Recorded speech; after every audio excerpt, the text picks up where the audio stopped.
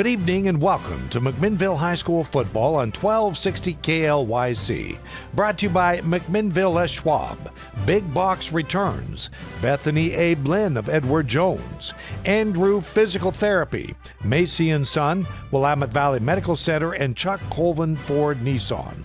Also by Scott's Automotive, Senior Care, At-Home Mattresses, Kevin Gephardt of Edward Jones McMinnville, and Mac and Pack Shipping.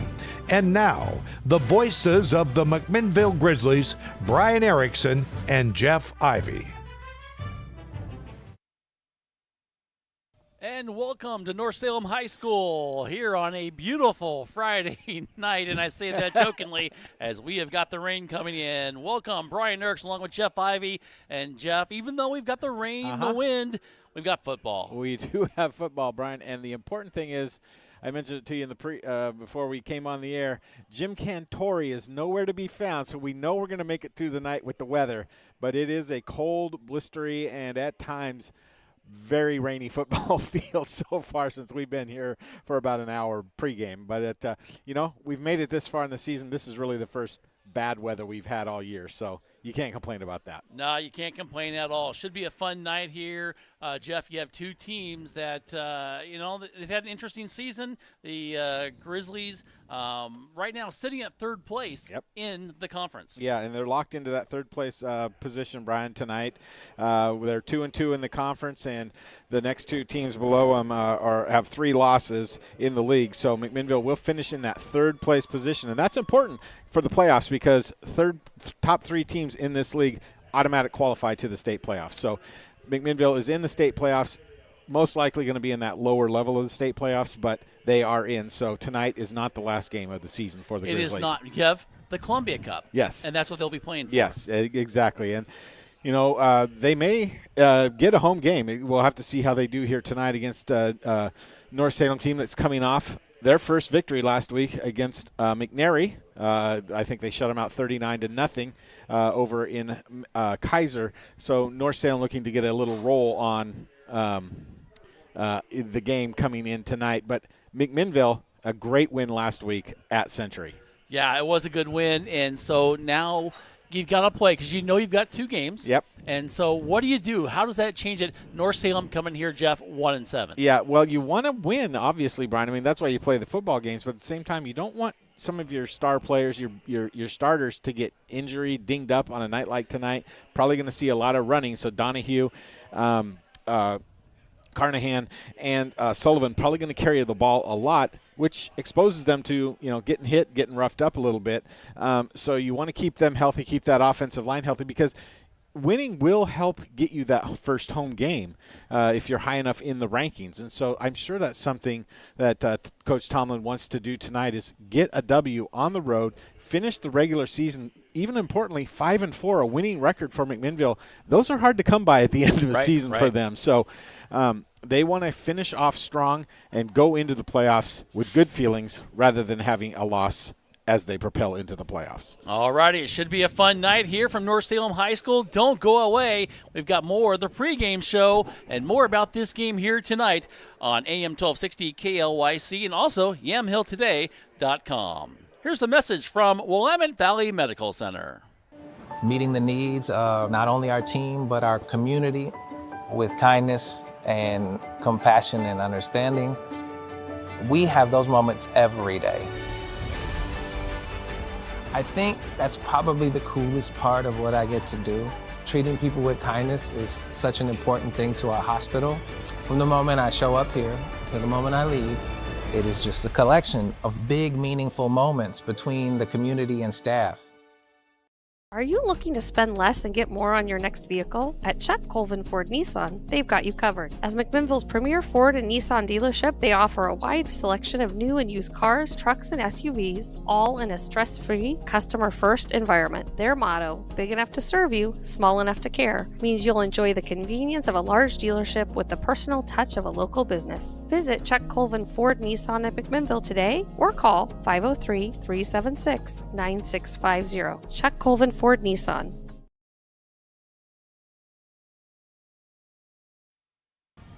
As we come back here, the rain has stopped, and we're getting ready for the Star Spangled Banner here in just a moment, Jeff. And if the rain can stay away, it would be perfect for both of these teams. It would be, except for that 20-mile-an-hour wind blowing from the south. But other than that, it would be really nice, Brian, because you don't have to worry about the ball getting sopping wet. It's going to get wet, of course, with the wet turf, and that can cause some ball handling problems. But tonight, I got a feeling we're going to see a lot of running by both of these teams as they matriculate up and down the field tonight. Yeah. One thing, though, North Salem, they don't score a lot of points. No. Only 93 on the season compared to McMinnville's 250-plus. Yeah. So that's one thing. They're going to try to keep it on the ground, shorten this game as much as possible. Yeah, they do want to limit that. And who does that sound like? What team does that? What team does that sound like? Yes, limit the number of points. I think McMinnville's given up 260 some points on their defensive side of the ball. So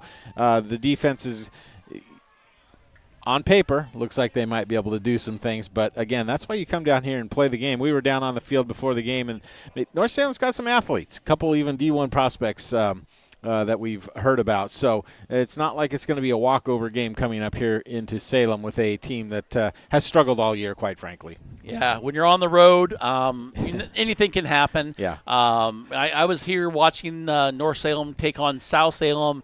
Seems like a couple weeks ago, but it was months ago, actually, the start of the season. Remember the whole lightning fiasco we had? Yes. They actually had to play their game on a Saturday, and it was interesting watching to see. And they have some players. They have some plays. They have some mistakes also early in the season. Yeah. But now the question is, can they make up for those mistakes, remedy that, and put some points on the board is going to be their big question. Yes, and how's McMinnville's defense going to respond to a running attack that probably will come at them from all different kinds of angles as we go through the game tonight. McMinnville, as I look down here on the near side of the North Salem side, is we're way up in the cat box seat, by the way. We are about as high as we can be in a press box that's not at a major football stadium.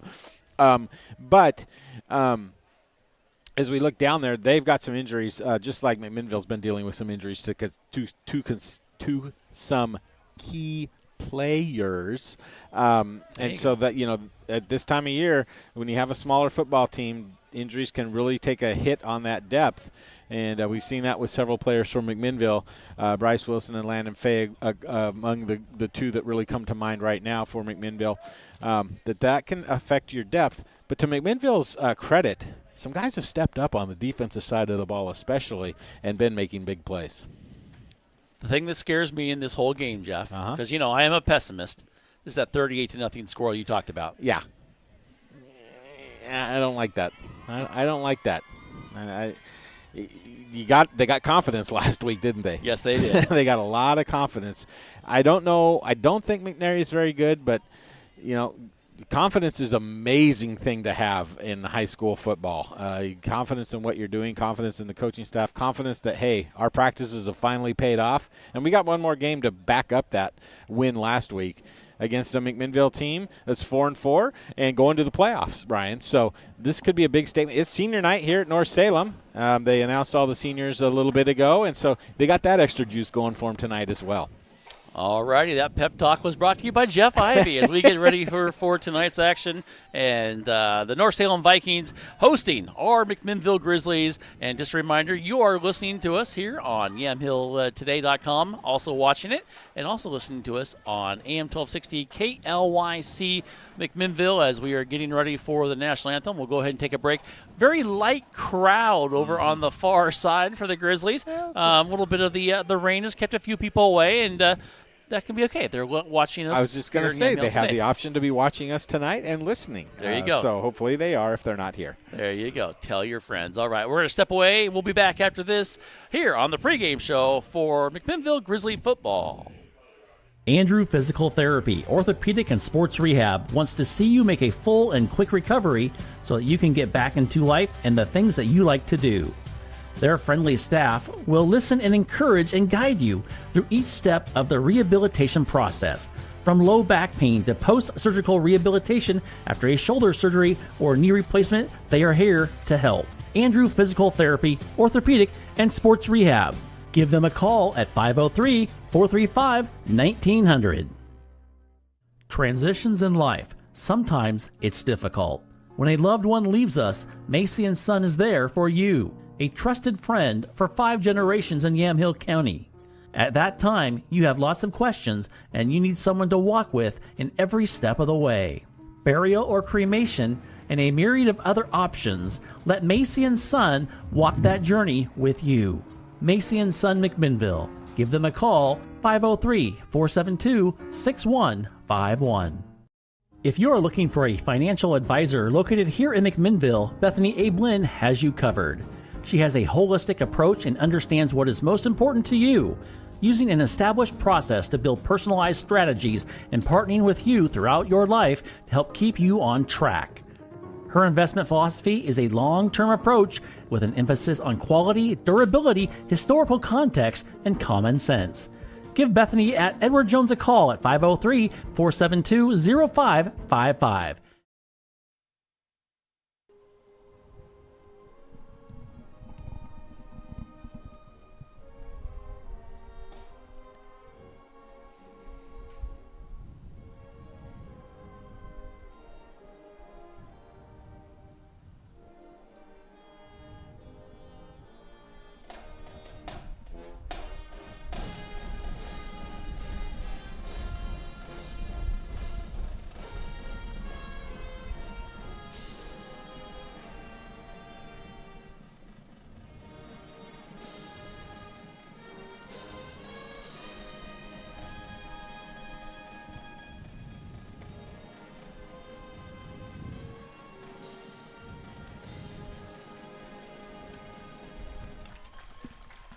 And welcome back to North Salem High School here in the downtown heart of Salem, Oregon. That was a nice rendition of the Star Spangled Banner by the North Salem High School Band and the colors presented by the Junior ROTC of the North Salem High School.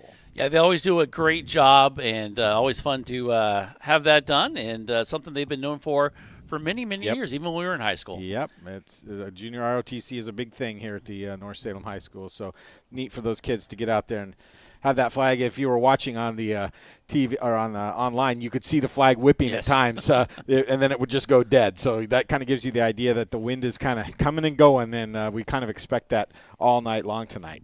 Yeah, we do. It's going to be one of those nights that we have that. And so we'll see what happens, and I think that'll be a big part of why they keep it on the ground, but not the only reason they keep it on the ground. A lot of big games going on here tonight, Jeff. We should probably talk about the big one for the Central Valley Conference. Yeah, across town. That's right. You got Sheldon and Sprague. Yep. The state is going to find out if Sprague is for real tonight, aren't they, Brian, as they host Sheldon. Both teams 8-0 coming into the night. I got a feeling Sheldon's going to win that one, but I guess that's why you play the games, right? Yeah, it is. And we talked a little bit about it before we came on the air tonight that Sprague won the games they were supposed to, right? That's all you can do. And so then you get this big game coming for them across town. South Salem played last night. Victorious, got the victory there.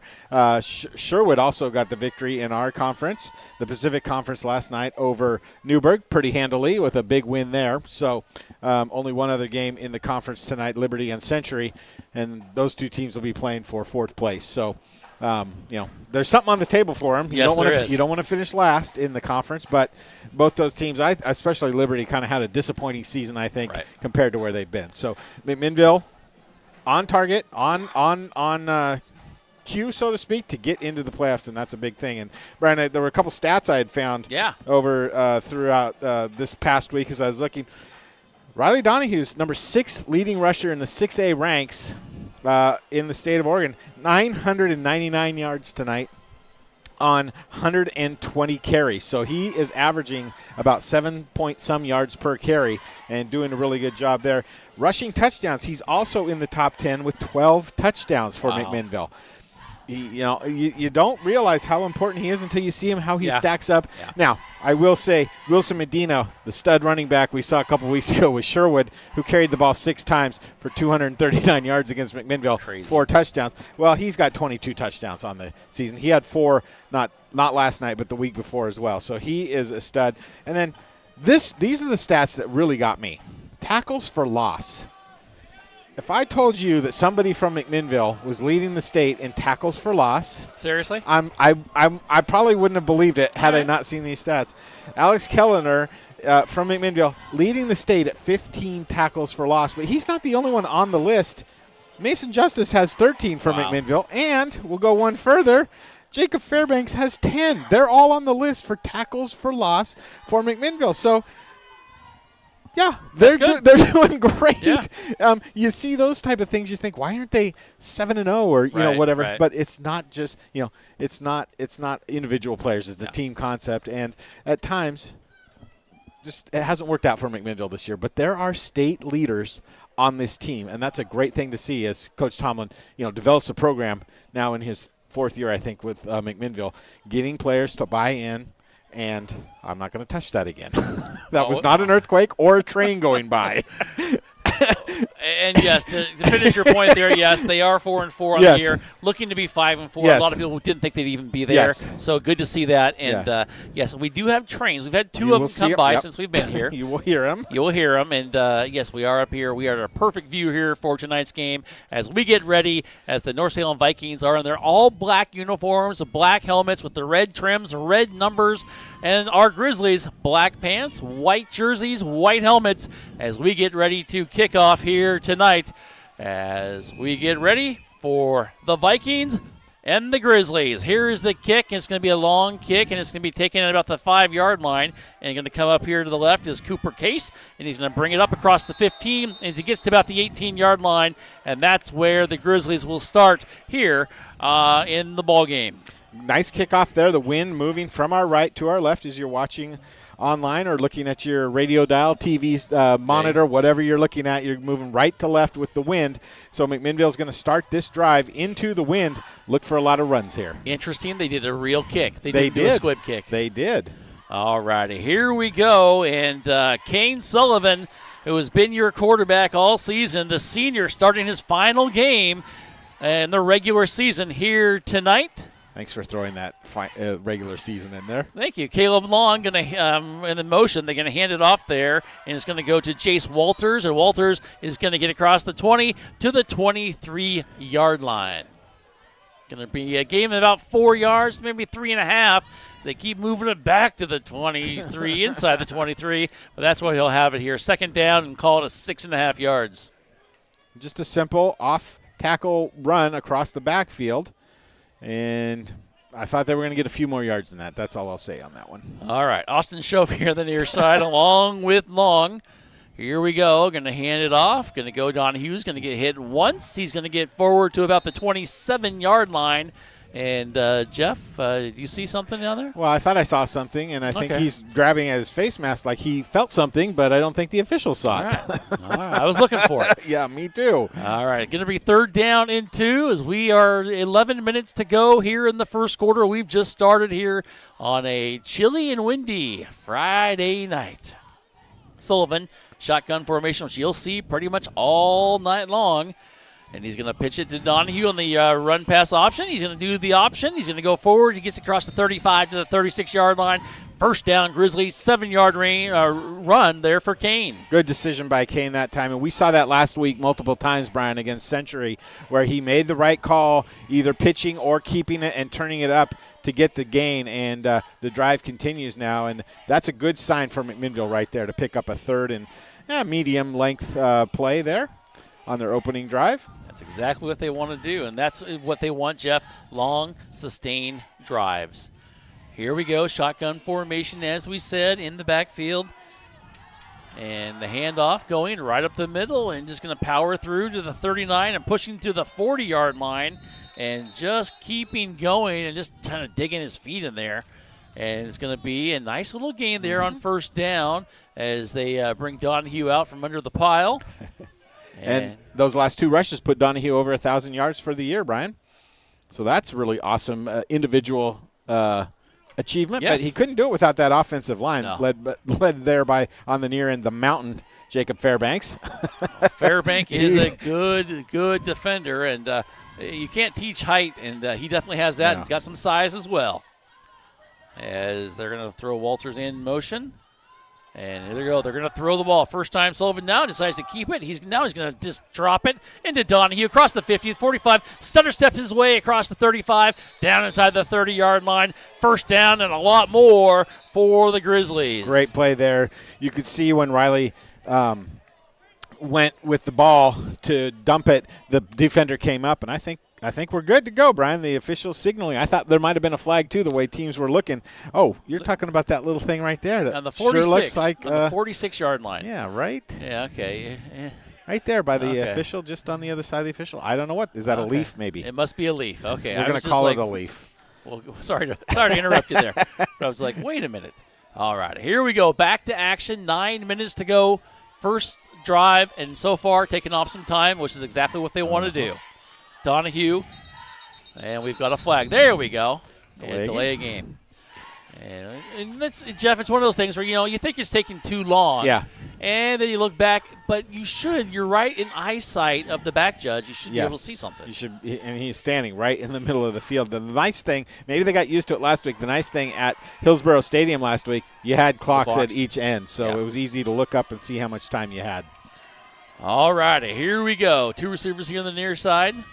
And they're going to do a little option again. Sullivan's going to get taken down. Good job there. And coming in there as we have a flag. But the sack was by Roberto Garibay, the senior, 5'9", 240 pounds. He got there awfully quickly.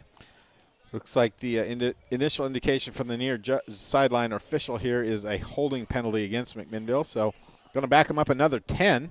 Well, if they were holding, they didn't do a very good job of it. No. Oh, man. Yeah, at least if you're going to hold, do a good job from it. All righty, so it is 8:48, and the officials are still talking. They are going to move it back as the Grizzlies have already started going back, and they're going to huddle back.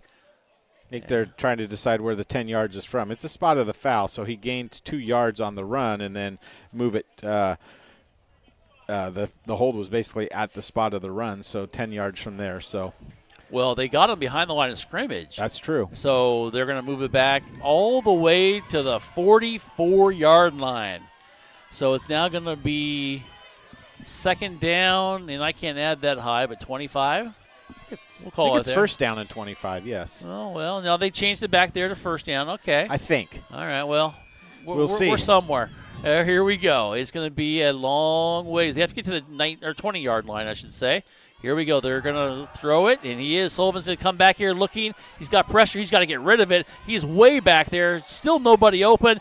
He's going to dump it off, and he's got to look. And now he's just going to throw it as far as he can out of bounds, and he does get over the line of scrimmage, and it is going to be definitely incomplete. Threw it way into the stands, and there is a flag, Jeff? Right down here, right below us. There you go. I'm going to guess that's illegal lineman downfield.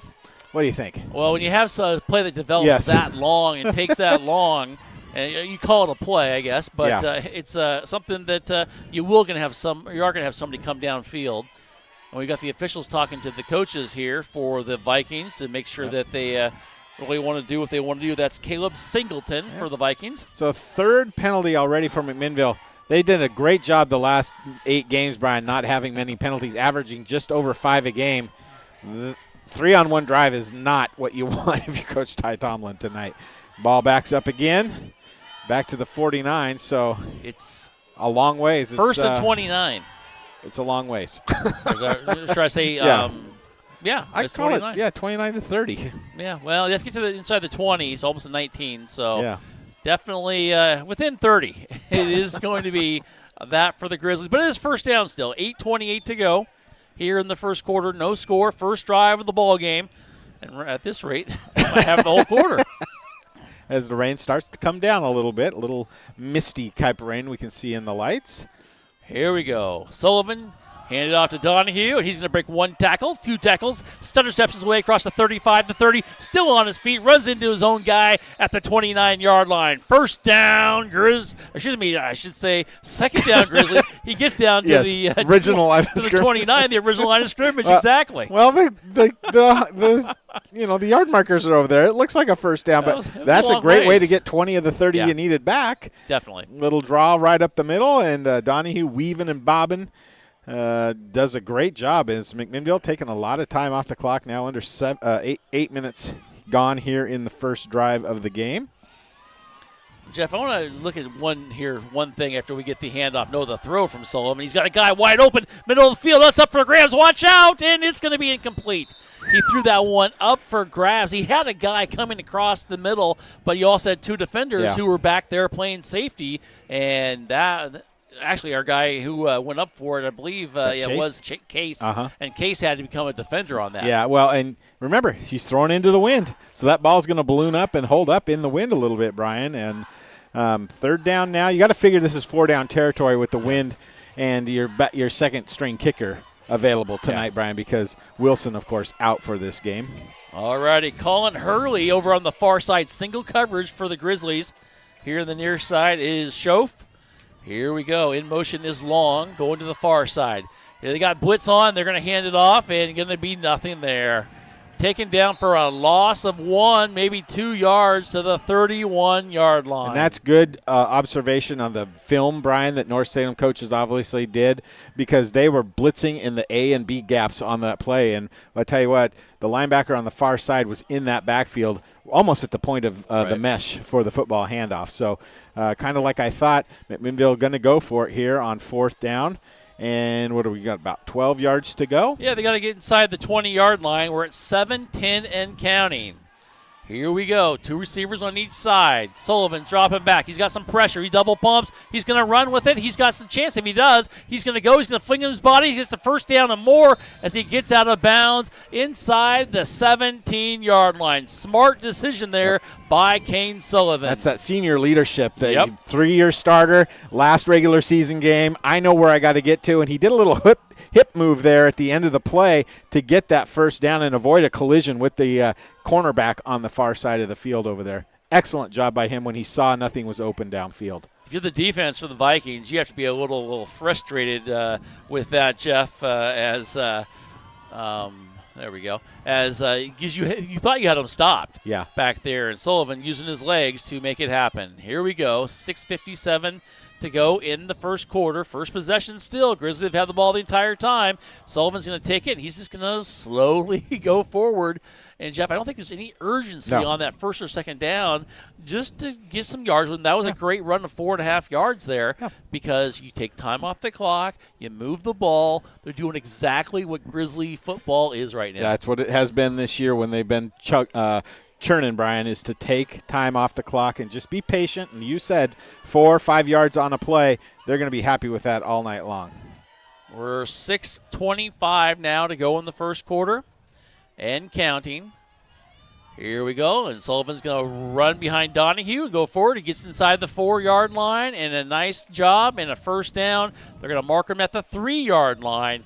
And we're going to hit the 6:12 or 6:14 mark right now. As soon as they spot the ball, it's going to go. So they're going to snap the ball, and they've used over 6 minutes. Yeah, half the first quarter is going to be taken up by this one single opening drive of McMinnville. That is just excellent job there. Now I'd like to see him keep running the ball here, Brian. We don't need to get fancy or anything. Let's just keep running the ball. You got 2 backs in the backfield. The wind is swirling and the rain is still going. They're going to give it to Don. No, it's going to be Sullivan at the keeper. He's going to go forward. He's hit, but he's going to fall into the end zone. And touchdown, Grizzlies. Kane Sullivan with the 3-yard run for the score for McMinnville. Now, do you go for 2 here with your backup kicker into the wind? I know it's only about a 20-yard extra point, but do you go for 2? It looks like they're initially at least going to line up in some sort of swinging gate formation. Sullivan is back there, and he is going to observe and see if he finds something he likes, and they are going to kick it. I saw the tee come out, too. So. Oh, did you see that sitting there? Yeah. All righty, and here we go, and they are going to bring on the kicker. And here's the snap. It's not a good one. The kick is up, and it's not good either. The kick is no good and no name with the kick. Unless he's down here on the side, it is going to be Gabe Thering. Yes, that is the kicker. And Thering misses it, unfortunately. Looked like it might have been blocked or tipped. It possibly was. Our score, though, is 6-0 McMinnville. Don't go away. You're watching Grizzly football here at YamHillToday.com and listening to us on AM 1260 KLYC. McMinnville Les Schwab is a proud sponsor of Grizzly football on Yamhill today. When you shop at Les Schwab, they promise you the best tire value. This means you get free peace of mind protection and free lifetime tire and mileage care included in your purchase. McMinnville Les Schwab. They want to be the neighbor down the street you know and trust. We thank McMinnville Les Schwab for their support of McMinnville Grizzly football. Hello, everybody. Scott here from Big Box Returns, and can you smell it? I can. Football season is in the air, and I'm loving it. I'm loving it that Ty Tomlin is coming back as coach, and he is going to bring us to the promised land, to the victory that we all deserve. While we're waiting, come on down to Big Box Returns and buy a toaster, maybe a refrigerator, maybe a rug. Who knows? We're open every Saturday and Sunday, 9 to 5. We are located right across the street from the Yamhill County Fairgrounds. Come on down. And here we go. Right back at it. Here's the kick, taking it about the 20-yard line. Goes across the 25, 30, the 41 guy to beat. He's got him. It's going to be a touchdown. Way too easy. There's no flags on the play, and just like that, touchdown. And, Jeff, if you can read his number, you're a better guy than I am. I cannot read the number on the far side, Brian, but as he comes in, is that number 1? That is number 1 on your program, Ja'Kai Phillips. And I tell you what, McMinnville had the ball for the first 6 minutes and 14 seconds. Well, that took 13 seconds to go from 5:46 to 5:33, and now North has a chance to actually take the lead with an extra point. So McMinnville's going to get the ball back soon, I guess. That's the positive on the play. And maybe they can take up the rest of the time in the first quarter, but that was an outstanding run return by Ja'Kai. Well, he did it. He had one guy that maybe hit him at all. Yeah. And we'll see as Alvarez is on to kick the extra point. And Antonio Alvarez has given North Salem the lead now by a score of 7-6. We'll keep it right here because we just had a commercial. And too quick there, Jeff. I mean, 6 minutes, over 6 minutes. Yeah.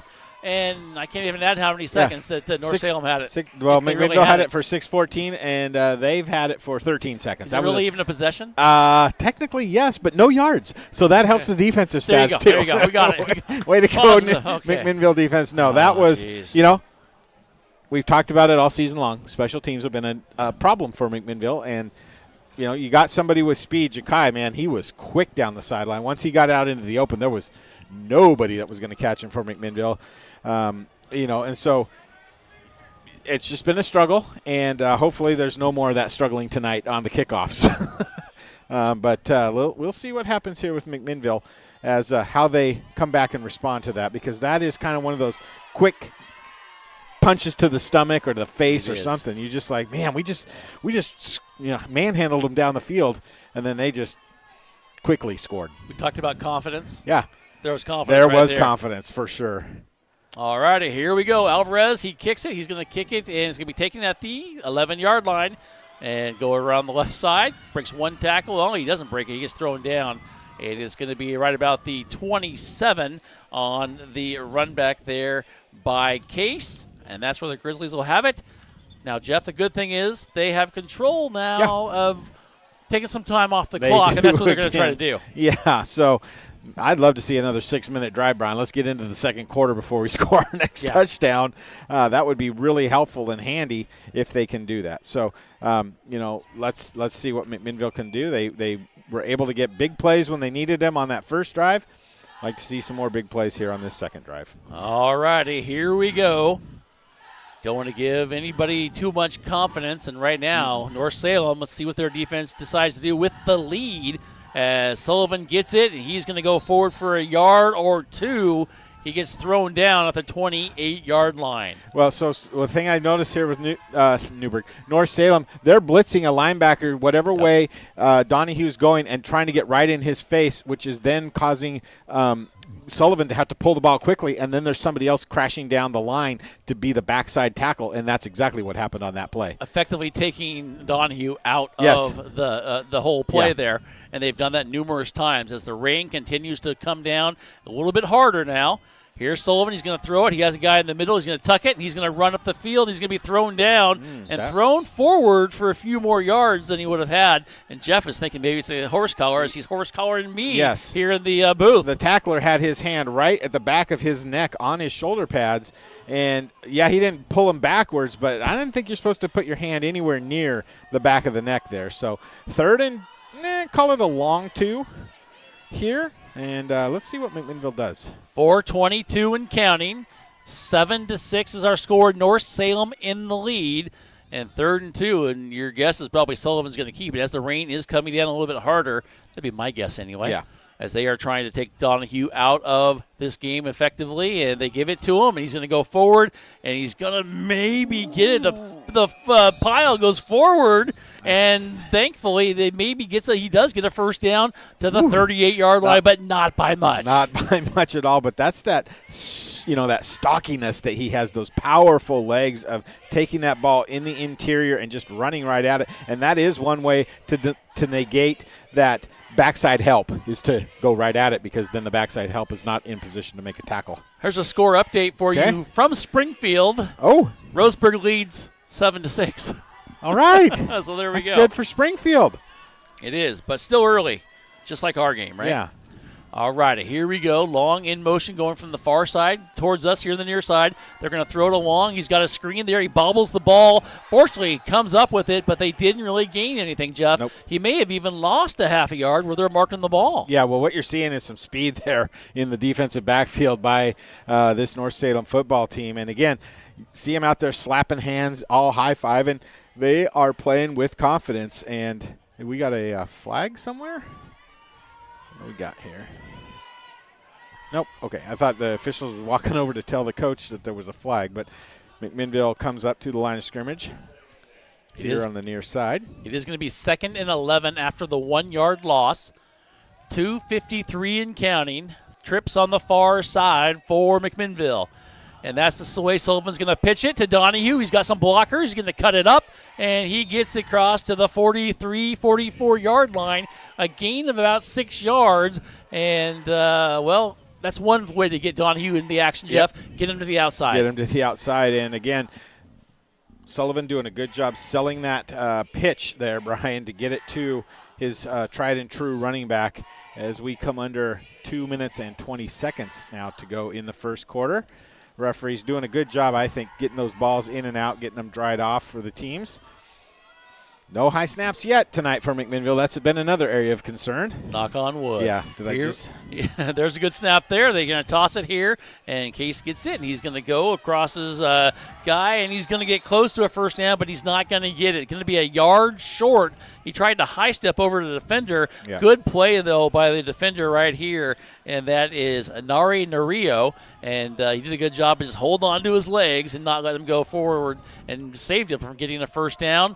And it brings up 4th and 1. Well, of course, this does not surprise me. McMinnville going to go for it. Maybe they're going to try and draw him off sides here with a hard count of some sort, but 2 backs in the backfield, 1 on either side. Here we go. It's hard count. No, he's going to keep it, go forward. He's going to get the first down. Nice job there by Sullivan and waiting. And they're saying the Vikings are saying the ball was on the ground, and they're saying that, no, he did not get a first down, but he definitely got a first down. He got it by a good yard and a half. Yep, he was – North Salem players kind of throwing their hands up like, no, we stopped him. Well, it was pretty clear here from our vantage point as we are right on the 50-yard line, right down the line of scrimmage there, that McMinnville got the ball with 1 minute and 20 to go here in the quick-moving first quarter. Yeah, it's nice.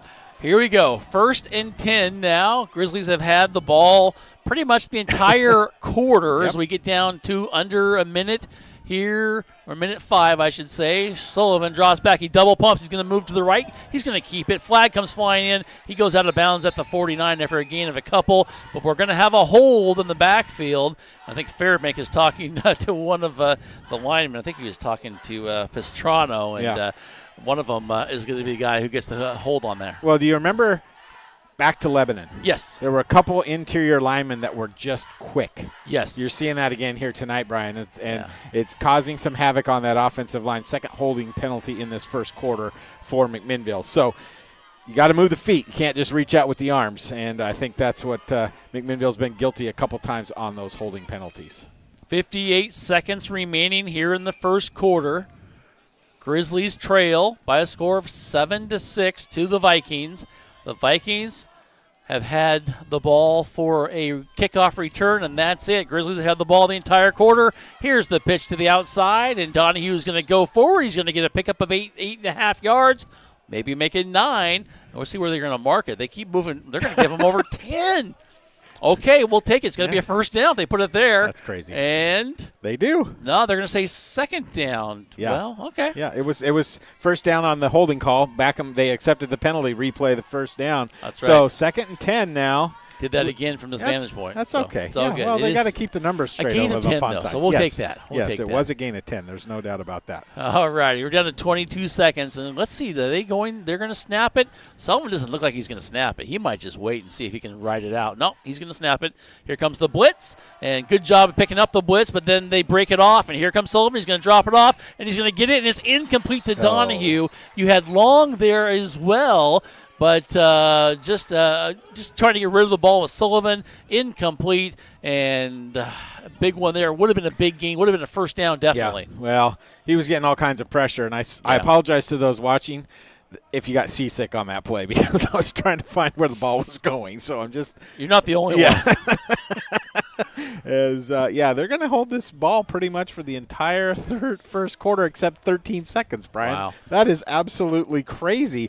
And this may bode well, though, for the McMinnville offense later on in the game because that defense has been out there a long time. It has, but I think North Salem's exactly where they want to be right now. Yes, they are in the lead. 7-6. Here we go. Sullivan, shotgun, and we've got another delay of game for McMinnville. Jeff, careful. You're moving the whole thing. Sorry. It vibrates every time you jump and lean. And just telling you. But it is frustrating. They move it on back, and third down now, and it's going to be 3rd and 15. They've got to get to the 41-yard line. So let this play in your mind, Brian. Run the ball here so the clock runs out. You flip field and punt with the wind at your back if you're going to punt. No, they're going to go for it. They're going to throw it. Sullivan double pumps. He throws on the left side, and it's going to be caught, and it's going to be a first down. McMinnville at the 27-yard line, and that's one way to do it. Nice job by Case. Or that's how you do it. Ooh, that's why I'm sitting up here not coaching, eh? We are going to make sure. We thought that might be true. We're getting that Taylor Carnahan is 31. Okay. We thought, doesn't say that on the roster. Yep. We've asked one person. They said, no, I think it's him. Yep. But we are going to correct that. Thank you, Kelly. So that is Carnahan, who we thought, and that is going to end the first quarter of play. Good thing is they've had the ball and done everything they need to do. The bad thing is the Vikings, they lead by a score of 7-6. Don't go away. The second quarter coming up here on AM 1260 KLYC and YamhillToday.com. McMinnville Les Schwab is a proud sponsor of Grizzly football on Yamhill Today. When you shop at Les Schwab, they promise you the best tire value. This means you get free peace of mind protection and free lifetime tire and mileage care included in your purchase. McMinnville Les Schwab. They want to be the neighbor down the street you know and trust. We thank McMinnville Les Schwab for their support of McMinnville Grizzly football.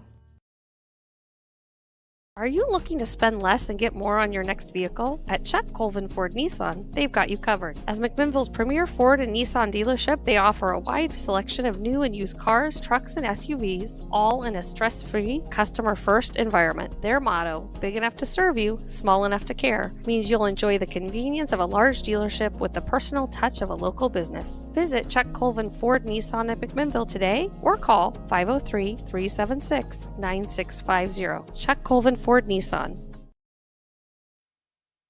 As we come back to action right away with the first play of the second quarter. Here we go. Sullivan's going to look. He's going to throw it. No, he's going to keep it. He's going to run here on the near side and gets tripped up down at the 26-yard line. Good job there defensively by the Vikings. The guy got beat by Sullivan, but then Sullivan got tripped up, and that's exactly all you can do when you get beat like that. Yeah, and I'll tell you what, there was a little bit of space there. Sullivan wasn't going to score, but he might have got 5, 6, 7 more yards before those linebackers and safety came up to make a play. But second down. 11:32 to go. They're taking time off if they want to. Yes, they are. But this game's a lot closer than they expected right now. Well, a lot closer than a lot of us might have expected. Here we go. Carnahan's in motion. Carnahan's going to get it. Going to roll around the right side. He's going to stutter step his way inside the 20. Gets hit. Falls forward. He's going to pick up about 7-8 yards there. Nice job there by Carnahan. Good run. And he saw that the outside lane wasn't open after he was down the field 4 or 5 yards, so he put his foot in the ground and cut back and picked up another 3, Brian, on that play. So great vision by Carnahan on that play to do a good job of bringing up a 3rd and short now for McMinnville. And again, probably going to be 4-down territory here. If we get there. Yep.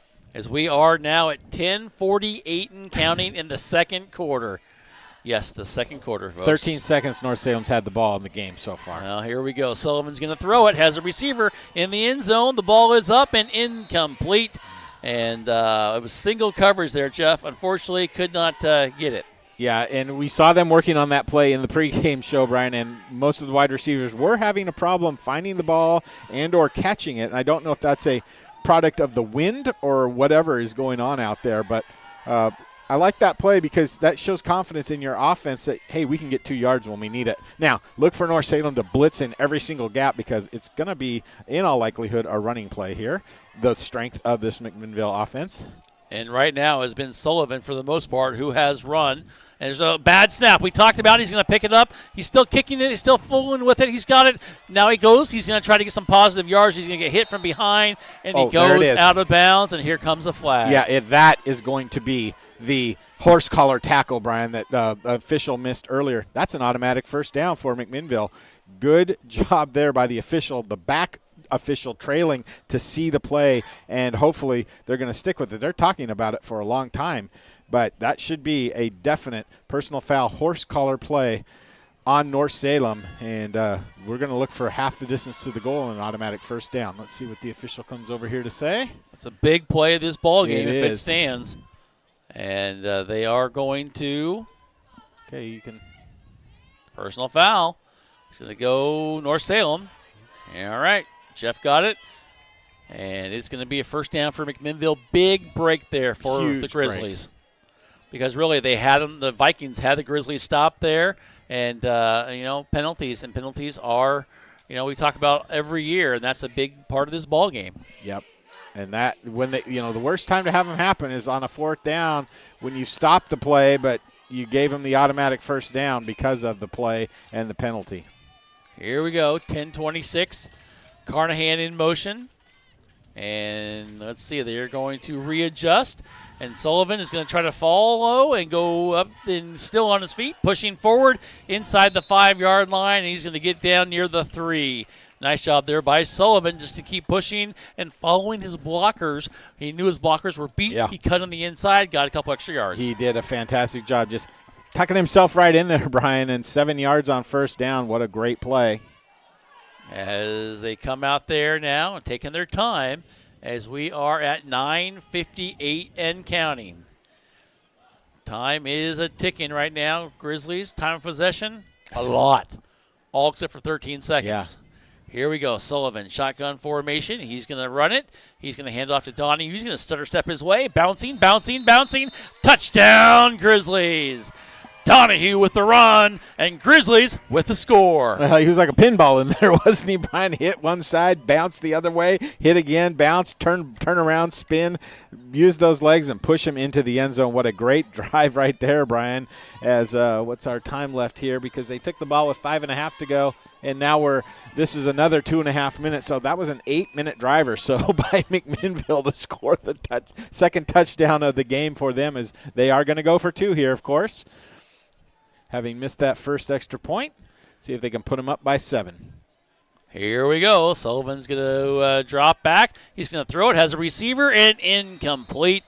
And it looks like he dropped it. And tough one there. Quick developing play. Unfortunately, just could not grow into the hands. And, Jeff, part of that, too, is just the weather. It is. It's a little bit blustery. And when you're passing with the wind, ball's going to go a little bit farther than you anticipated. When you're going against it, it's not going to go as far. So good lesson there. But 12-7, McMinnville in the lead with 9:40 to go, I think. Is that what it was? Yeah, 9:40 to go in the second quarter.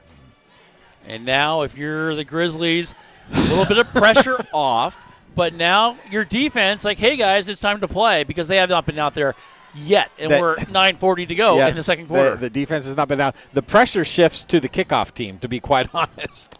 That was my next thing is now you have the kickoff team, the team that allowed those points. They now have pressure to stop this return. And in the back, you got Wyatt. You've got Tavita Lada and Jaquil Phillips in the backfield for North Salem as potential return threats, and we've already seen Phillips take it one back for a touchdown. Let's see what McMinnville can do here on this second kickoff for them. All righty, as we get ready, as No Name is on to kick, as there is no 80. Oh, there is. You're right. It's down there. It's Theory. It's like number 50-some. Here's a squib kick. It's going to bounce and out of bounds at the 25. I think they're okay with that. There's no return. They'll give them the ball in decent field position, and smart play there by Theory. And now your defense comes out, Jeff. When have we said this for the first time in the second quarter? First time all game in the second quarter. I don't know if we've ever done that. I don't think so. Brian. First time. That is just absolutely crazy to me. So now we get to see a look at North Salem's offense for the first time as well. So this is a little bit exciting to see what they're going to do. Free kick out of bounds. They're going to take the ball at the 35-yard line. And North Salem huddles on the far side, and they step up to the line of scrimmage. I will say, Jeff, these uniforms aren't the new ones, I do believe. They don't seem to be because they are hard to read. And it could be some of the lighting is a little bit not as bright as we'd like it to be. Tavita Lada hands it off. He is the quarterback. And after the handoff, a huge hit by on Jaquil Phillips there after he gained a few yards. Remember, Phillips, he was the guy that returned the kickoff for the touchdown. And he is going to be the guy who's going to get the ball a lot here tonight. Well, you can see the speed right off the get-go. When he gets that ball, he is fast to the line of scrimmage. He is a junior, 5'10", and he is one of the main forces in their offense. He's going to get it and try to go, and he's going to spin out of a tackle, still on his feet, spins his way, and picks up a couple yards there. Great job by the line there to wrap up because a couple weeks ago, you remember arm tackling, Brian. Right. Players were running through as a McMinnville player, a little slow to get up here. Let's see who that's shaken up there just a little bit, and now the officials are actually going to make him come off the field. That's number 65, Alex Kellner, the state leader in tackles for losses, now heading off the field for McMinnville. So that's not a great sign, but we'll see how maybe just got his little stinger or something. Let's hope for the best there. Third down now. Long 4 to go for North Salem. As North under center. Well, now they back out into a shotgun formation, single back in the backfield, and the snap came, and the quarterback was not ready, and the ball is intercepted right there in the middle of the field, and that was a fantastic play made by Jonathan Medina, just kind of dropping back in protection there, Brian, from his linebacker spot. North Salem quarterback was not ready for that ball at all, and he rushed it, in my opinion, and McMinnville comes up with a great turnover with 8:16 to go here in the second quarter. Let's see if we can get another 5 or 6 minute drive here and really bleed the clock. That's exactly what you want to do, right, Jeff? Yep. Especially when you have the lead. Yeah. Here's another update on the roster. Okay. Wyatt Ackley is number 15. Okay. And so, it's, whatever. We get We the freshest appreciate one that. we can, Yeah. but unfortunately it's what not. the school provides to us. There we go. It's Yeah. OSAA Yeah. is what's on there. Yeah, So but they provide that to the OSA. yes, I they think. do. So. Here we go. Sullivan, Jeff, run the clock, Yeah. and you're probably not going to see much in the air now. And here you go. Sullivan's going to run. He's going to go forward. He's going to break another tackle, still on his feet. And he's going to push it forward. He's going to get near 10 yards. He's still on his feet. Never went down. Kind of broke through the pile as well, but they blew it dead. And it's interesting to me when the officials usually do this. The back official, there's a penalty flag somewhere, and yet there wasn't on that play. So I was looking around for yellow somewhere on the field. That's not a leaf. Couldn't find it. So that's a first down for McMinnville on that run by Sullivan. He did a good job getting outside there, and guess what? North Salem's defense back out on the field. They're going to get Yes. tired quickly, Brian. They have if they to. keep doing this. They all do have game long. They do have a few two-way players, They do. of course, but you're right. They are. That's even get them more tired. Yeah. They're going to get tired. As McMinnville's going to call a timeout here, as Coach Tomlin was not happy with something. All righty. We're going to be happy. We're going to take a break. 7:39 left to go in the second quarter. Grizzlies lead 12-7. Don't go away. We'll be back. Here's a message from Willamette Valley Medical Center. Meeting the needs of not only our team, but our community with kindness and compassion and understanding. We have those moments every day. I think that's probably the coolest part of what I get to do. Treating people with kindness is such an important thing to our hospital. From the moment I show up here to the moment I leave, it is just a collection of big, meaningful moments between the community and staff. McMinnville Les Schwab is a proud sponsor of Grizzly football on Gamhill today. When you shop at Les Schwab, they promise you the best tire value. This means you get free peace of mind protection and free lifetime tire and mileage care included in your purchase. McMinnville Les Schwab. They want to be the neighbor down the street you know and trust. We thank McMinnville Les Schwab for their support of McMinnville Grizzly football.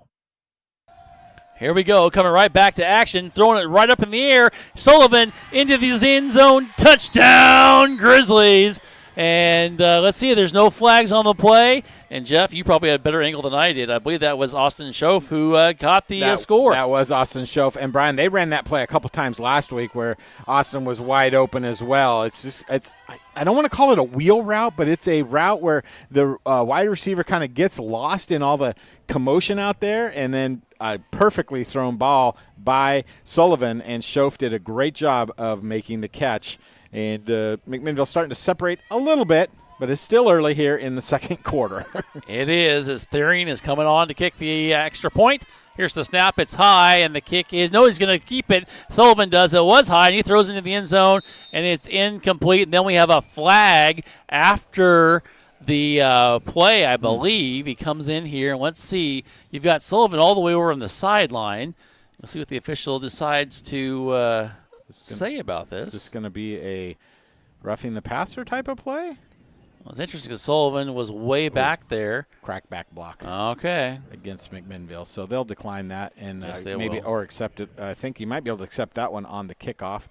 But, yeah, they're definitely going to decline it. So it's going to be 18-7.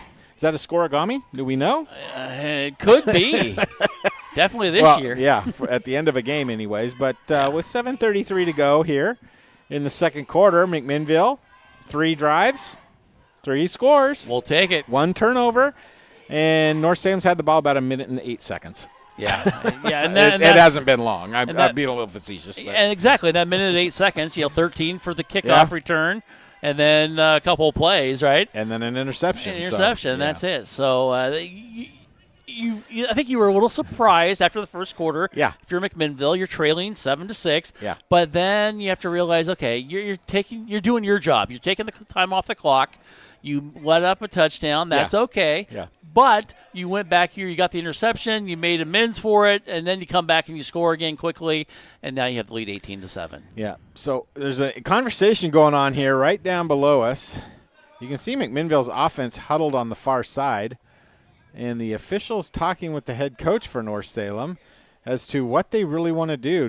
Do they want to decline it, or do they want to accept it? Because if they accept it, I think it's a 15-yard penalty back to the 18-yard line, and McMinnville's got to go for 2 again.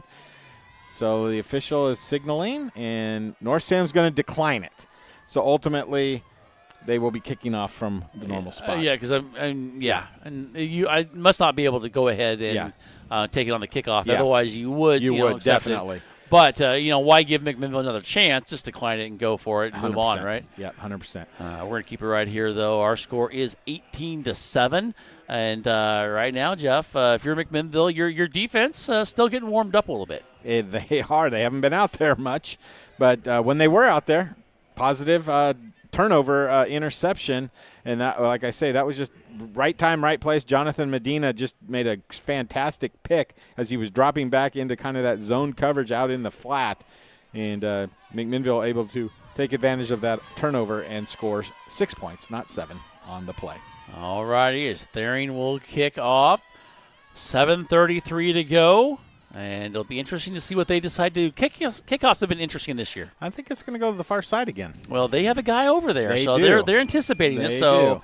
let's see what they The decide. chess match ensues. That's right. They've all shifted over to that left side, the far side, and it's going to be a little squib kick, and it's going to be taken and hit, and the ball's on the ground. We had two Vikings go for it and kind of hit each other, and the Grizzlies almost had a chance to pick up on that. And I wish I could tell you who that was who's running off there, but they did get the ball back, and they were very, very fortunate. Very fortunate. And, that's a great call by the head coach, Tomlin. You know what? We saw you. See it the first time, shame on us. Do it a second time, or shame on you, shame on us. Anyways, whatever that statement is, low blood sugar. You call it what it is. You're not going to let them burn you twice. Here's in the a other game, half right? of your dinner, Jeff. It's a lifesaver. Oh, thank you, We've Brian. had lifesavers for dinner tonight, so. That's fantastic. All right, that'll keep you going. Here we go. Handoff, though, right up the middle. Breaks one tackle, two tackles. Cross midfield. He's got one guy to beat, and he is going to beat him. Touchdown is going to be in there. 5. Touchdown. Easy run there by Ja'Kai Phillips. Jeff, another quick strike. Wow. Just right up the middle, Brian. Nobody home for McMinnville. Guys bouncing off of him, and that's how quickly North Salem can score with Ja'Kai. He is fast and furious running up the middle, and that is something to watch right there. Yeah, and it was very, very impressive. Ja'Kai Phillips with another score, and we got to put that score in here. But again, that took no time at all, right? Like 9 seconds, 10 seconds. So guess what? Back out comes the defense for North Salem. There we go. Here is the kick. It's up, and it is good. We'll keep it right here. And I believe that's is that Alvarez with the kick? All right. Alvarez with the extra point. And now our score is 18-14. And, wow, this has been a crazy game so far here tonight. And McMinnville. Quick hitters. And you mentioned earlier the Lebanon game. Yeah. Right up the middle. That's exactly what they're doing. Yep, they are taking advantage of some good blocking up front. And I tell you what, McMinnville is going to continue to dominate time of possession now as they're going to start this drive with 7:19 to go in the second quarter. But North is just scoring too quickly, too easily. I will tell you, Jeff, all the years we've been doing this. Yes. I've never wanted you to keep score of a game as much as I wish you would have today because, stats-wise. Yes. Because of time of possession. Yeah. It's crazy. Yes. It's got to be 1 minute to, 1 minute to like 16 minutes or so, something like that, 17 minutes. It's crazy what the time of possession is for North Salem. Now, North will be kicking into a bit of a breeze here. It's not horrible, but it is out there, and trying to see if it's just a light mist coming down right now as we look out through the – Yeah, it's a little bit. Yeah. All righty. We got Ackley and Fanati back, I believe, and Fanati's going to get it, and he's going to take it at the 10-yard line.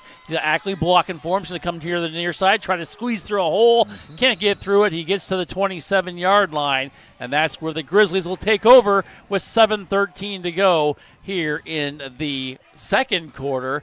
Our score is 18-14, McMinnville in the lead. It's been fun to watch Fanati come on the last 2 or 3 games, Brian. Sophomore, probably the heir apparent in the backfield next year, you got to figure, as him and Carnahan, as they're going to be the 2 main guys that McMinnville will rely on next year in the backfield, along with a new quarterback. But McMinnville can't think about that right now. They got to think about preserving this lead and coming down and scoring again, taking time off the clock because North can score quickly, as we've seen twice tonight. All righty, here we go. Sullivan, shotgun formation.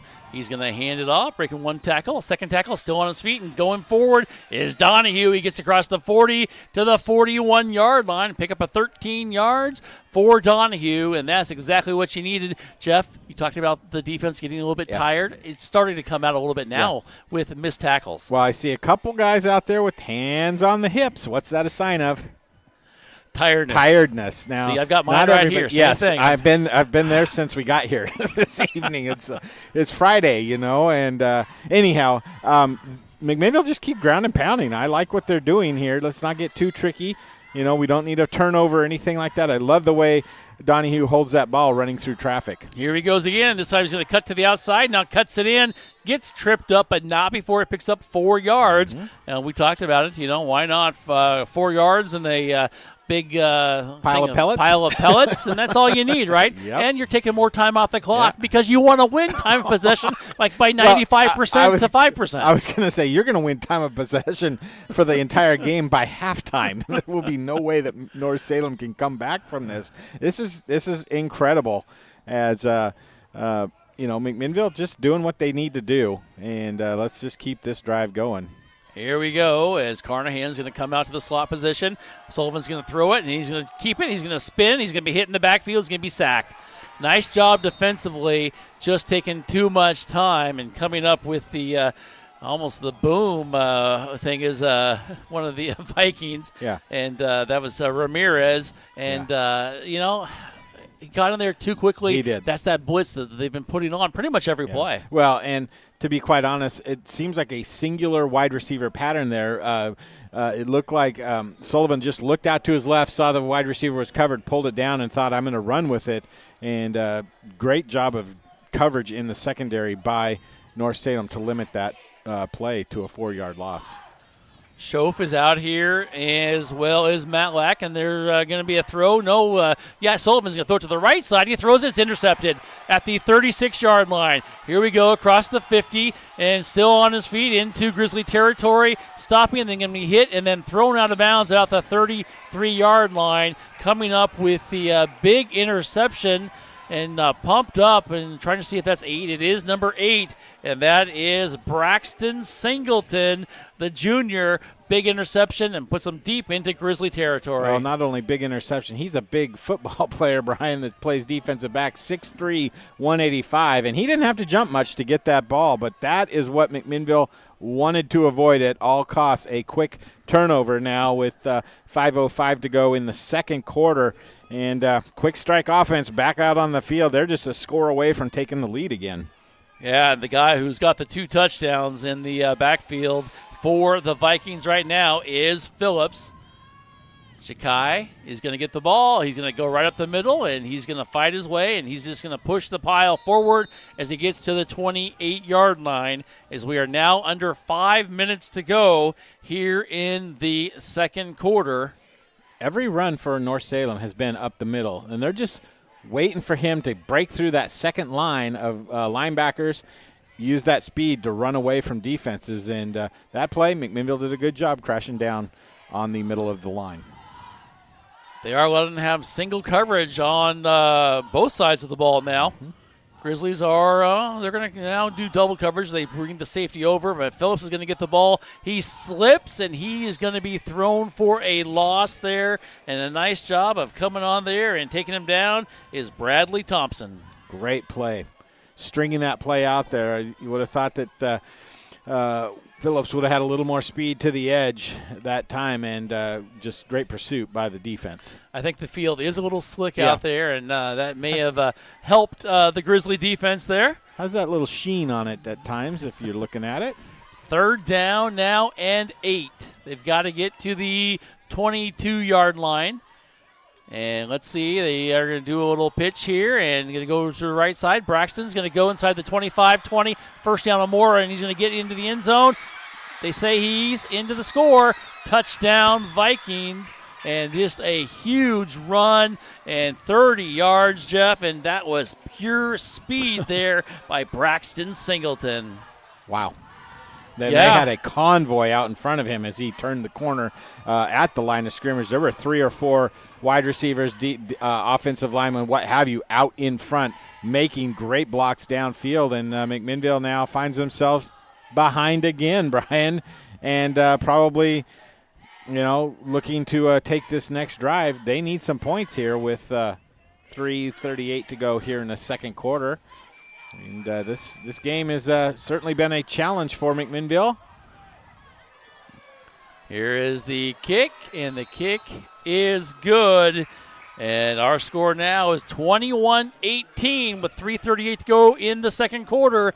The Vikings have taken back the lead. Don't go away here on AM 1260 KLYC and YamhillToday.com. Are you looking to spend less and get more on your next vehicle? At Chuck Colvin Ford Nissan, they've got you covered. As McMinnville's premier Ford and Nissan dealership, they offer a wide selection of new and used cars, trucks, and SUVs, all in a stress-free, customer-first environment. Their motto, big enough to serve you, small enough to care, means you'll enjoy the convenience of a large dealership with the personal touch of a local business. Visit Chuck Colvin Ford Nissan at McMinnville today or call 503-376-9650. Chuck Colvin Ford Nissan.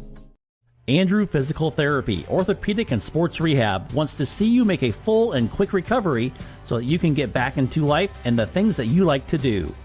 Their friendly staff will listen and encourage and guide you through each step of the rehabilitation process, from low back pain to post-surgical rehabilitation after a shoulder surgery or knee replacement. They are here to help. Andrew Physical Therapy, Orthopedic and Sports Rehab. Give them a call at 503-435-1900.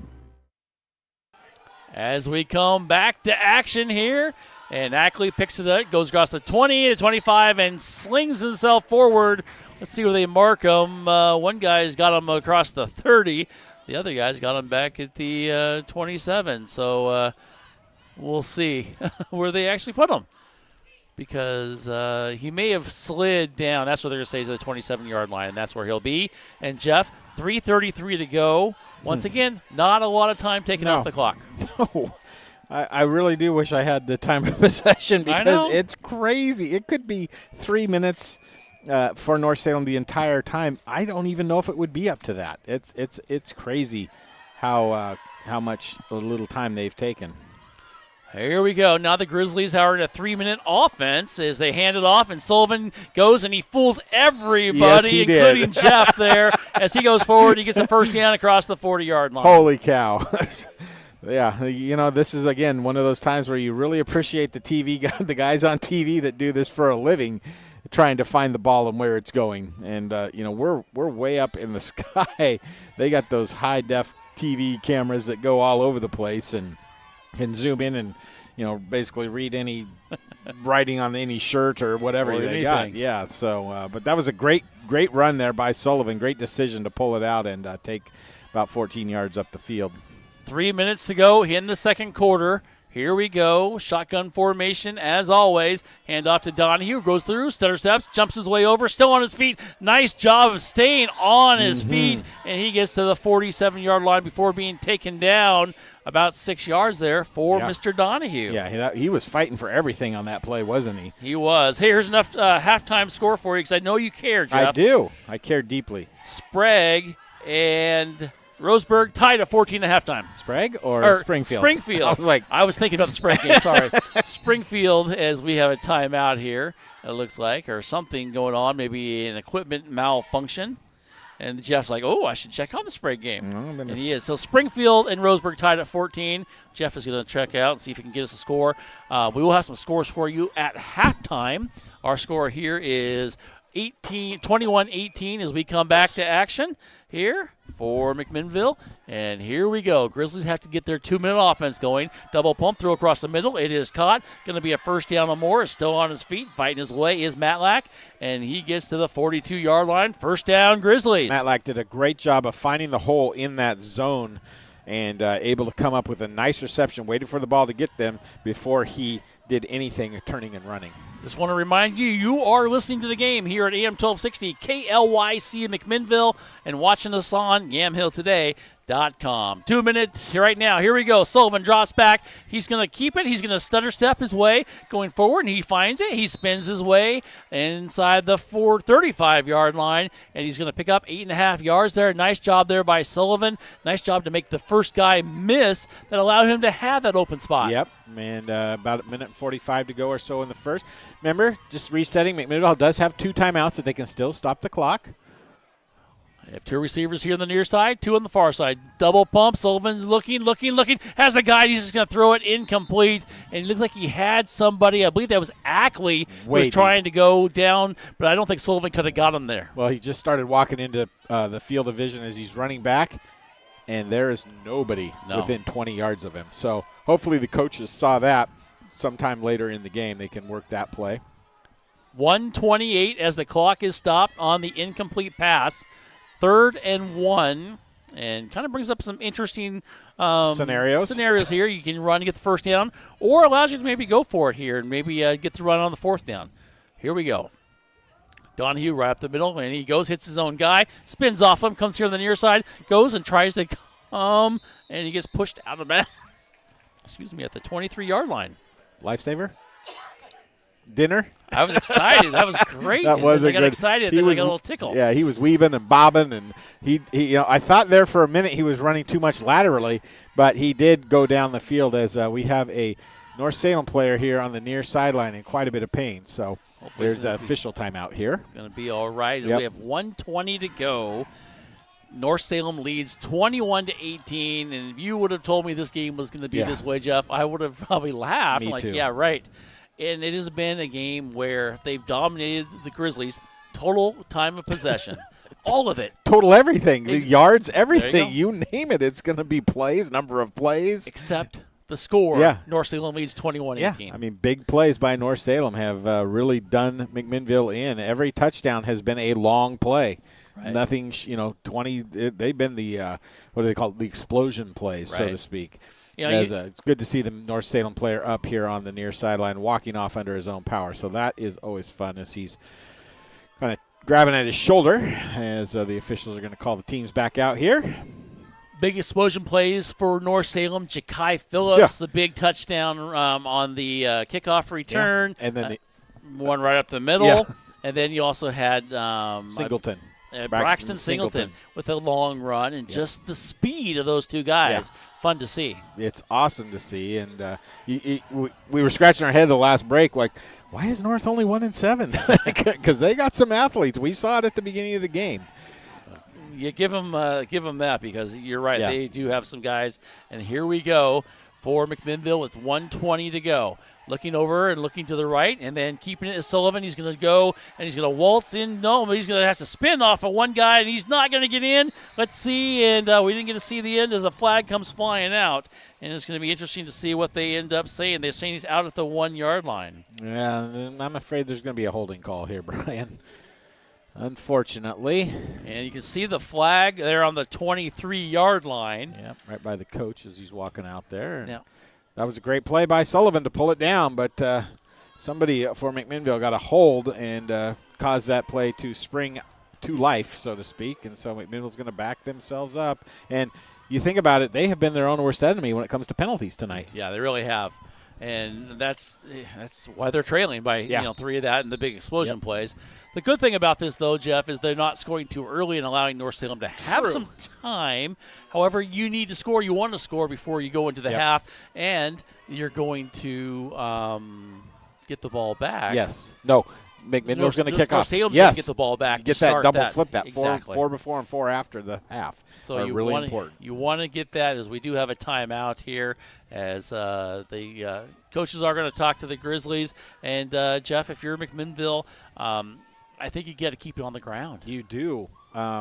It's been your best weapon tonight, although you did have one touchdown from Kane Sullivan, but you also had an interception by Kane Sullivan. Right. So running the ball has been effective. Donahue's done a great job. Kane, when he's pulled it down and run, he's done a pretty doggone good job tonight too. And Carnahan's had a couple carries out to the side and picked up 7-8 yards. So keep the ground and pound going. A minute and 10, like you say. Yeah, score, but let's not leave North Salem any time. Right. Because they've shown they can score in 13 seconds. Just a reminder, the halftime show, we've got lots of stuff planned for you. We're going to talk about scores from around the state. Also, we'll even talk some playoffs. Playoffs. All right, here we go.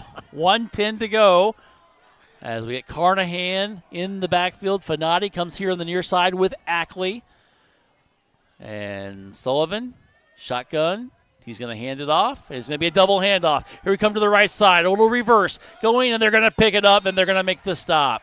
The reverse was on, and a nice job there by the North Salem defender, Xander Odom, the senior. I tell you what, when they go back and look at the film on this, Kane Sullivan had a chance to make a block on him, and I think the speed of the defensive back caused Kane to miss him. So the play was well designed. Good call. 44 seconds. Sullivan's going to draw back. He's got a guy in the middle of the field. He doesn't see him. He's going to tuck it. Going to try to find him. Looking, and throw downfield. And it is incomplete. And he pretty much just threw that one out of bounds. Not a real chance for the official or for the receiver to get it. And only about 18 of the offensive linemen downfield on the play. So this one's going to come back, and it's not going to surprise me if they decline this penalty, Brian, and bring up 4th down.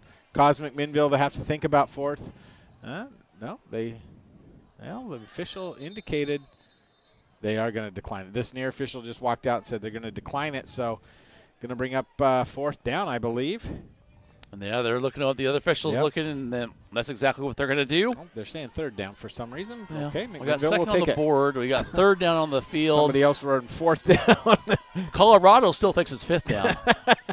Is that too soon to come back for the 1980 reference or 90 reference? It could be, but that's okay. Okay. 34 seconds to go. McMinnville. My guess is you run the ball here. Well, you got, like you said, 34 seconds, Jeff. 3rd down and long. They've got about 19, but they want to get points on the board is what they want to do. You really don't have a field goal kicker that is going to get you 3 right now. Sullivan has a blitz. He's going to drop it off, and Donahue's going to get it. He's going to break 1 tackle, and then he goes, and he's hit hard. The good thing is he's hit out of bounds. Bad thing is he still has 13 yards for a 1st down. And how much time did we run off there? We're down to 26. 26 seconds. Big decision here because the punt's really not going to net you anything. No. But you don't want to get the ball back into North Salem's hand either. So maybe you try to run a play and just kind of run around. And, burn off time. Or you try to run something for one of your receivers. You've got guys who can do it. And the other thing is, an interception. It's not like you got slow guys in the secondary for North Salem. You got Carnahan here, Ackley here, I believe. Here we go. They're going to throw it. Looking, and Sullivan's going to be flushed out. Now he's going to go back to the inside. He's still looking. He's going to throw it across the middle and incomplete. He threw it across the receiver's body and behind him. Incomplete. You're going to turn over on downs now with 17 seconds. And let's see what North Salem has, and we'll see what your defense has, see if they can stop them now. Exactly. 17 seconds is a long time for North Salem's offense to have the ball, quite honestly. Running to your right, throwing back across your body is very easy to miss the wide receiver, Brian, on the other side as he was going with the quarterback across the field. I think that was Matlock in there that just was outside of the stretched hands of his. So, Phillips in the backfield for North Salem. So let's see what kind of play they draw up here. Now let's see is right. They're going to hand it off to Phillips, and he's going to go, and he's going to be taken down. Fairbank with a big tackle. Great job there by Jacob as we're down to under 10 seconds now. And I think North Salem was just trying to pop something there, and if they could, they would. But I'm surprised they didn't try one more time, to be honest with you. But that will be halftime right there. And if you're North Salem too, Jeff, you're going into halftime with a lead. Well, look at them all running off the field, Brian, with some excitement because they feel like they've got a real shot at winning this game, especially with those athletes they have out on the field. We talked about this in the pregame show. We talked about the confidence that they may have gained from their big victory last week, and it's showing like they have it. They definitely have confidence, and it is showing as McMinnville kind of got to go into the locker room here at halftime, Brian, kind of shaking their head like we had control of this game. Time of possession is going to say we should be dominating this game, and yet North Salem's up 21-18. That is exactly right. As we are coming here to halftime now, and we will have more of the halftime show coming up for you. We'll bring you some scores from around the league. Our score at halftime is North Salem 21 and McMinnville 18.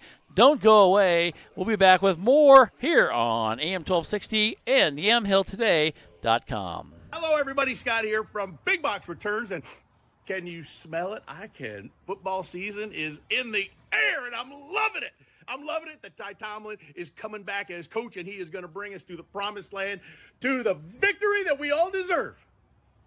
While we're waiting, come on down to Big Box Returns and buy a toaster, maybe a refrigerator, maybe a rug. Who knows? We're open every Saturday and Sunday, 9 to 5. We are located right across the street from the Yamhill County Fairgrounds. Come on down. If you are looking for a financial advisor located here in McMinnville, Bethany A. Blinn has you covered. She has a holistic approach and understands what is most important to you, using an established process to build personalized strategies and partnering with you throughout your life to help keep you on track. Her investment philosophy is a long-term approach with an emphasis on quality, durability, historical context, and common sense. Give Bethany at Edward Jones a call at 503-472-0555. Andrew Physical Therapy, Orthopedic and Sports Rehab wants to see you make a full and quick recovery so that you can get back into life and the things that you like to do. Their friendly staff will listen and encourage and guide you through each step of the rehabilitation process, from low back pain to post-surgical rehabilitation after a shoulder surgery or knee replacement. They are here to help. Andrew Physical Therapy, Orthopedic and Sports Rehab. Give them a call at 503-435-1900. Meeting the needs of not only our team, but our community with kindness and compassion and understanding. We have those moments every day. I think that's probably the coolest part of what I get to do. Treating people with kindness is such an important thing to our hospital. From the moment I show up here to the moment I leave, it is just a collection of big, meaningful moments between the community and staff. That was a message from Willamette Valley Medical Center. Once again, back here at halftime, our score is North Salem 21, McMinnville 18. And you can see the North Salem band getting ready to perform here at halftime. And they've always been strong band-wise, even back in the days we were around. And it's fun to see they've got a big crew out there. Looks like they're getting ready for a great performance here tonight. And, Jeff, speaking of great performances, the offense. Ja'Kai Phillips. The offense for the North Salem Vikings. Phillips on the kick return, Phillips on the breakaway run, and then you bring in Singleton also. Those are their three scores. But they haven't had a lot of yards, Brian. But McMinnville certainly has. They've been able to move up and down the field, just kind of hurt themselves with penalties at times, and it's just something that they got to work on. They got to clean things up here in the second half. Of course, North Salem's going to come out and get the ball, and that's what worries me is they get a 2-score lead, and McMinnville starts pressing, and it can be tough on the road. But the game's not over. As we mentioned, the defense from North Salem has been out there a long time, so they may tend to get tired as the game wears on too. Yeah, and their quick hits, that's what's been effective. Does that mean your defense is going to be tired for McMinnville? I doubt it. Probably not, because they haven't been out there. They haven't been out there, but you never know. I mean, there are teams that are players that go both ways for McMinnville. So if those guys are playing a lot on offense, not expending as much energy on defense, that can be a positive for you. But there is some speed on this North Salem team, and that's what worries me coming into this second half. Just a reminder that we will have playoffs for you next Friday. We will give you all that information as it becomes available. And I'm not sure when the drop dead date is, Jeff, but I believe it's either tonight or tomorrow. I think it's tonight at 10 o'clock, okay. I think. Standings are frozen, and then I think overnight they calculate the strength of schedules and all that for rankings. The top three teams out of the Pacific Conference auto-qualify for the playoffs, and McMinnville's guaranteed of the third-place conference. So they know they're playing next week, just a matter of where. Right.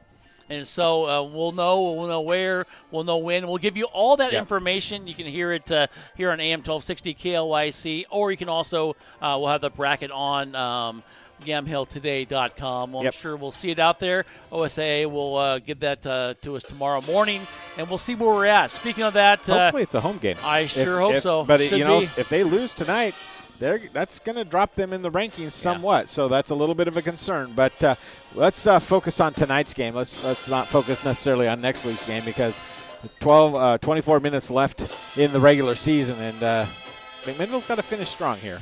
Yes, they do. And speaking of playoffs, there's a lot of soccer playoffs going on, boys and girls as well. That starts tomorrow. You've got volleyball going on as well. It's that fun time of year, Jeff, where you're getting into the playoffs for the other sports, and you're finishing the regular season and talking playoffs in football. Yes, that's right. And, cross country, a lot of the team leagues had their district meets, so state is just a week or two away for those guys too. So it is a fun time of year. It's hard to believe that we've already been playing football for 9 weeks. Wow. And we got another one at least to go.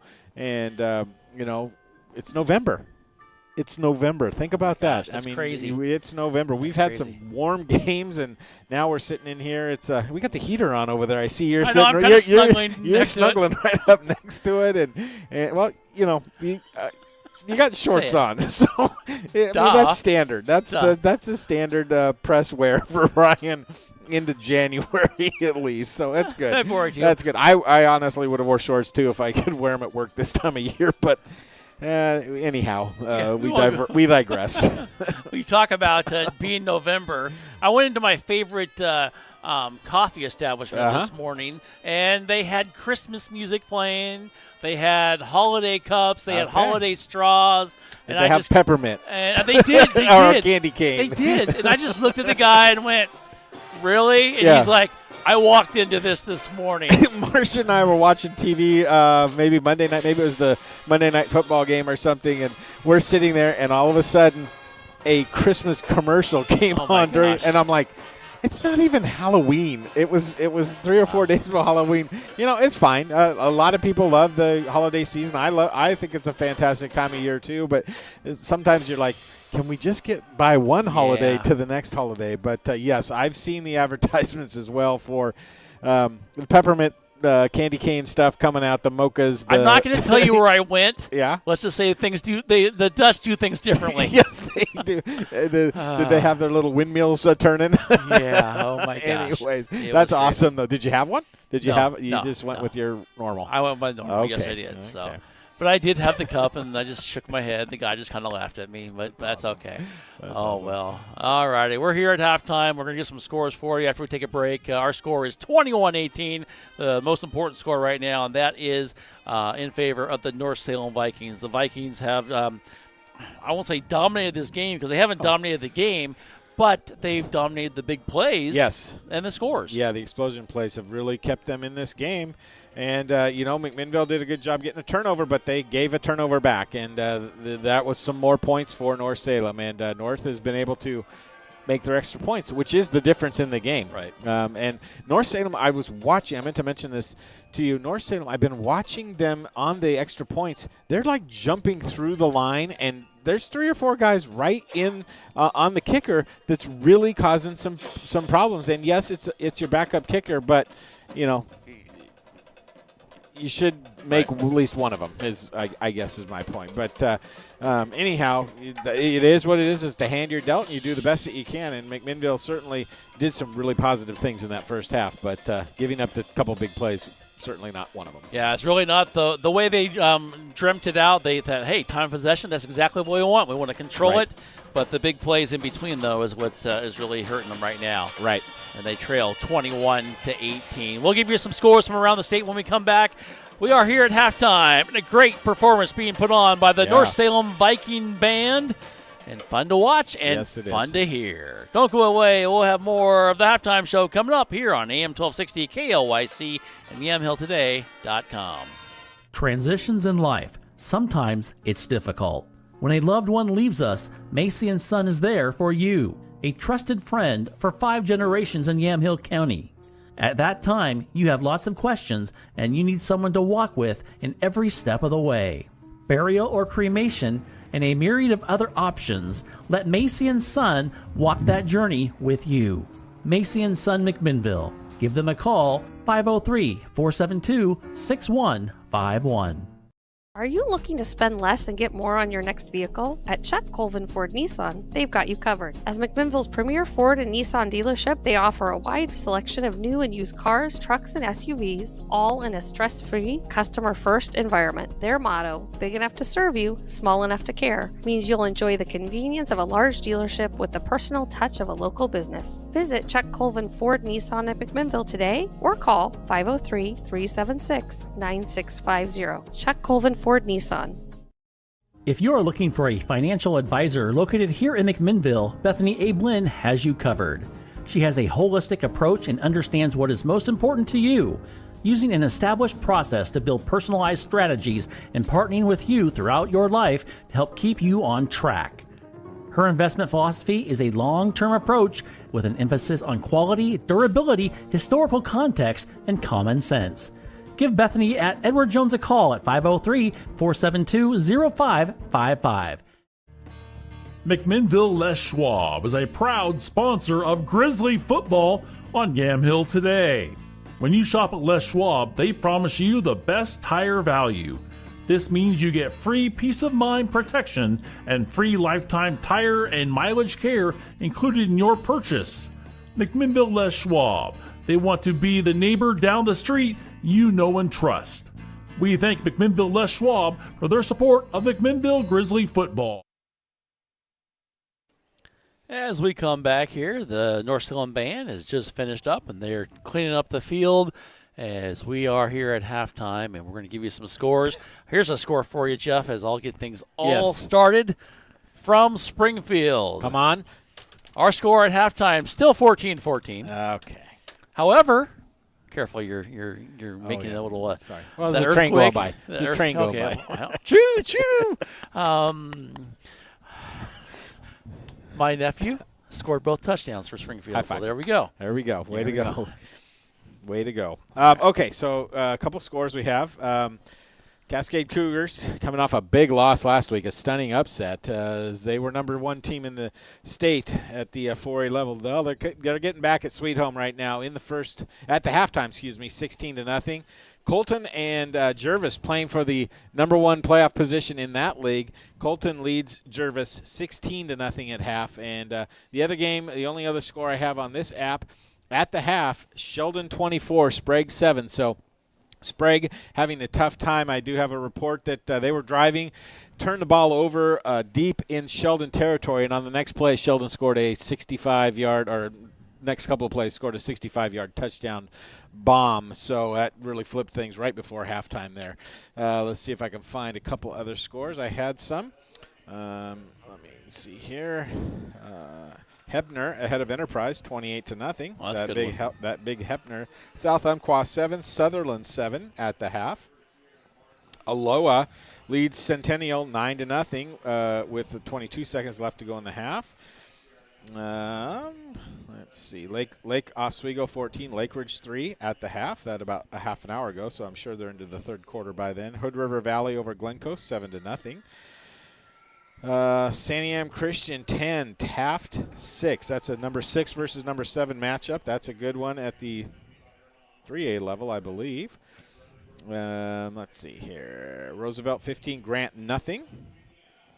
I mentioned Lake Oswego, Lake Ridge. Hepner I mentioned. I think that's about what we're going to get right now with all these other scores just doubling up what I've already announced. Here's one I'll tell you. Okay.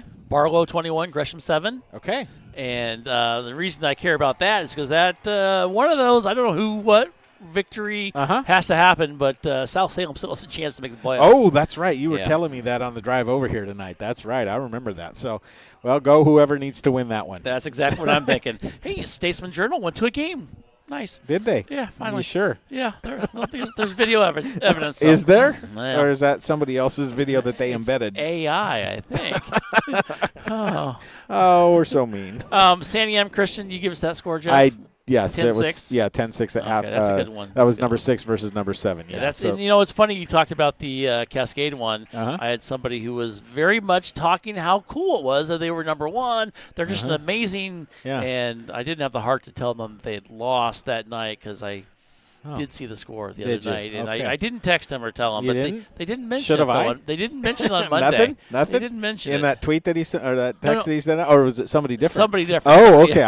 I was thinking one of the coaches out there at Cascade. No. It's a coworker. Okay. All right. I was just kind of I thought that was funny. I think that was a stunner in the state 3A or 4A level. Did you give us that one too? No, I did not do Willamette Thurston. I won't give it either then. No, I will. Willamette at Thurston, the Wolverines just went up 15-0 on Thurston Colts. Okay. So that's a good one. And, that's about all, though. It's kind of funny. It is just hard to get scores. Of course, there were some games played last night. South of Salem won. What was your final score in the South Salem game? 39-0. Over McNary. Yes. And poor McNary, man, they haven't won a game in 2 or 3 years. It's been a while. Does that seem right? They've really struggled out there the last you think about the 90s state championship teams at McNary.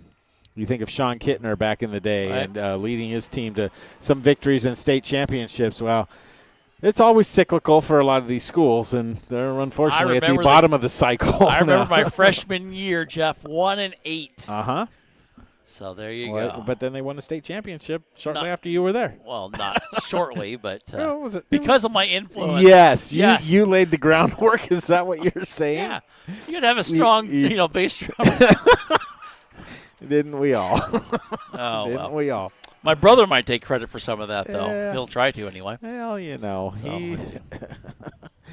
Alrighty. All got that awkward quickly. No, I'm just teasing. I love you, Curtis. So we got 3.5 minutes until we have the guys another come 3 out minutes there. on the clock. Yeah, and it's senior night. It's long. It's one of those things. I hate to say it, Jeff, but it's kind of like one of those games that we're at Research Stadium. Yes. And I almost said Parker. I don't know why. Flashback. Were you thinking to Mike 1980 Parker? Something exactly. And it's one of those things like what just happened. Yes. And I think we're kind of at the same spot here, trailing by 3. Yes, McMinnville has dominated yards, time of possession, first downs, second downs, third downs, fourth down conversions, penalties, unfortunately, and yet North Salem is dominated on the big explosion plays and ultimately the only stat that matters ever in a football game, the score, 21-18. Right. And I like to be a fly on the wall on the locker room as McMinnville I see starting to trickle out here onto the field on the far side.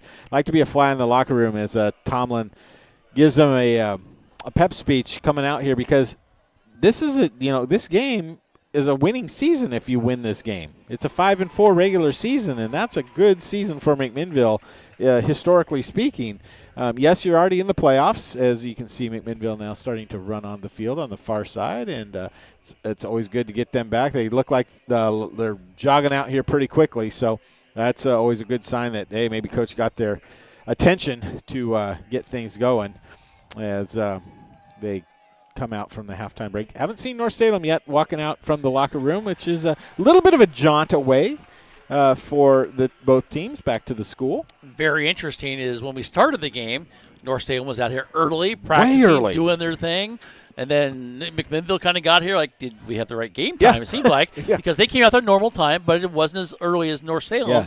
And then North Salem, they don't come out early in the halftime show. That is a great observation there, Brian, as McMinnville very excited to be out here as they do their jumping jacks and warm-ups and everything like that. So, and it's good to see Donahue come back out with some energy here. So I'm happy to see that. All righty, let's go ahead and take one more break before we get back to the second half. Our score remains 21-18 in favor of North Salem. Don't go away. We'll be back right after this. Andrew Physical Therapy, Orthopedic and Sports Rehab wants to see you make a full and quick recovery so that you can get back into life and the things that you like to do. Their friendly staff will listen and encourage and guide you through each step of the rehabilitation process, from low back pain to post-surgical rehabilitation after a shoulder surgery or knee replacement. They are here to help. Andrew Physical Therapy, Orthopedic and Sports Rehab. Give them a call at 503-435-1900. Transitions in life. Sometimes it's difficult. When a loved one leaves us, Macy & Son is there for you, a trusted friend for 5 generations in Yamhill County. At that time, you have lots of questions and you need someone to walk with in every step of the way. Burial or cremation and a myriad of other options, let Macy & Son walk that journey with you. Macy & Son McMinnville. Give them a call, 503-472-6151. If you are looking for a financial advisor located here in McMinnville, Bethany A. Blinn has you covered. She has a holistic approach and understands what is most important to you, using an established process to build personalized strategies and partnering with you throughout your life to help keep you on track. Her investment philosophy is a long-term approach with an emphasis on quality, durability, historical context, and common sense. Give Bethany at Edward Jones a call at 503-472-0555. Are you looking to spend less and get more on your next vehicle? At Chuck Colvin Ford Nissan, they've got you covered. As McMinnville's premier Ford and Nissan dealership, they offer a wide selection of new and used cars, trucks, and SUVs, all in a stress-free, customer-first environment. Their motto, big enough to serve you, small enough to care, means you'll enjoy the convenience of a large dealership with the personal touch of a local business. Visit Chuck Colvin Ford Nissan at McMinnville today or call 503-376-9650. Chuck Colvin Ford Nissan. As we come back here, we are just preparing for the second half kickoff. We're under 2 minutes away for that. And our score is 21-18 in favor of North Salem. And Jeff, North Salem came out here very energized. Yes, they are. As they're all huddled right here. One of the players in the middle of the huddle giving a very spirited speech to everybody, and they look like they're ready to play. But you know what? McMinnville came out in a similar fashion, Brian. So both these teams, I think, realize the importance of this game to each one. North Salem can finish on a 2-game winning streak. McMinnville can finish the year with a winning record, 5-4 regular season record. Guarantee that a relatively higher playoff seed than if they lose this game tonight. So a lot on the line for both teams. One gets to look forward to playing next week. The other, now they start playing for next year, and there's some juniors on this team that have been impressive tonight. Yes, they have, and it's been fun to see. And this is a team that, new coach in the last year, I believe. Yeah. And they lost a lot of players off of last year's team that were very good as well. So a lot of seniors. A lot of depth that has been developed throughout the last couple of years. And it's fun to watch teams with good players do good things. And both McMinnville and North Salem showing some positive signs tonight. And, Kane Sullivan having a pretty good night tonight, as is Donahue in the backfield. All righty, as Thiering is getting ready now to kick off for McMinnville. And let's see what he decides to do. And I say that, Jeff, because now the question is, what do you do? Yep. Well, look what North Salem's done. Do you see over here? They've brought up Ja'Kai Phillips close. Yes. He's no longer deep. He is at the 30-yard line, anticipating that little squib kick. So let's see if McMinnville's coaching staff notices number one in that position where he could come up and get a short kick. And let's see if McMinnville goes deep here on this play. Here comes Thiering. He is going to kick a little squib kick here on the near side, and it's going to be taken at the 28-yard line. Has a blocker across the 40. Stutter steps his way across the 45. Still on his feet. Going to cut back into the 50. He's got two guys there. Can get around him. He's got a good block. He's still in midfield. He's going to go across 35 because the flag in the backfield way back here. He's still on his feet, and he goes, but he can't get taken down. Finally, he's taken down at the 36-yard line, but there's a flag way back at the 38-yard line. Yeah, we're going to bring this one back as some sort of block in the back or hold or something. But, Brian, I think North Salem just doubled their time of possession on that one play. I say that a little facetiously, but as that call does go against North Salem. I was choking on my third course of dinner tonight. There you go. It was shockingly similar to the first two courses tonight. Lifesaver number 3. and we joke around because usually we try to get dinner somewhere. We didn't have time. But it's okay. I'm not going to waste away, but I'm going to be hungry at the end of this one. You got your 3 lifesavers to get you through the game. They're gone? I don't have any left. I brought 4. There's no fourth I brought course? 4, and you took 3. So. Okay, well, that's kind of you. Well, once in a while.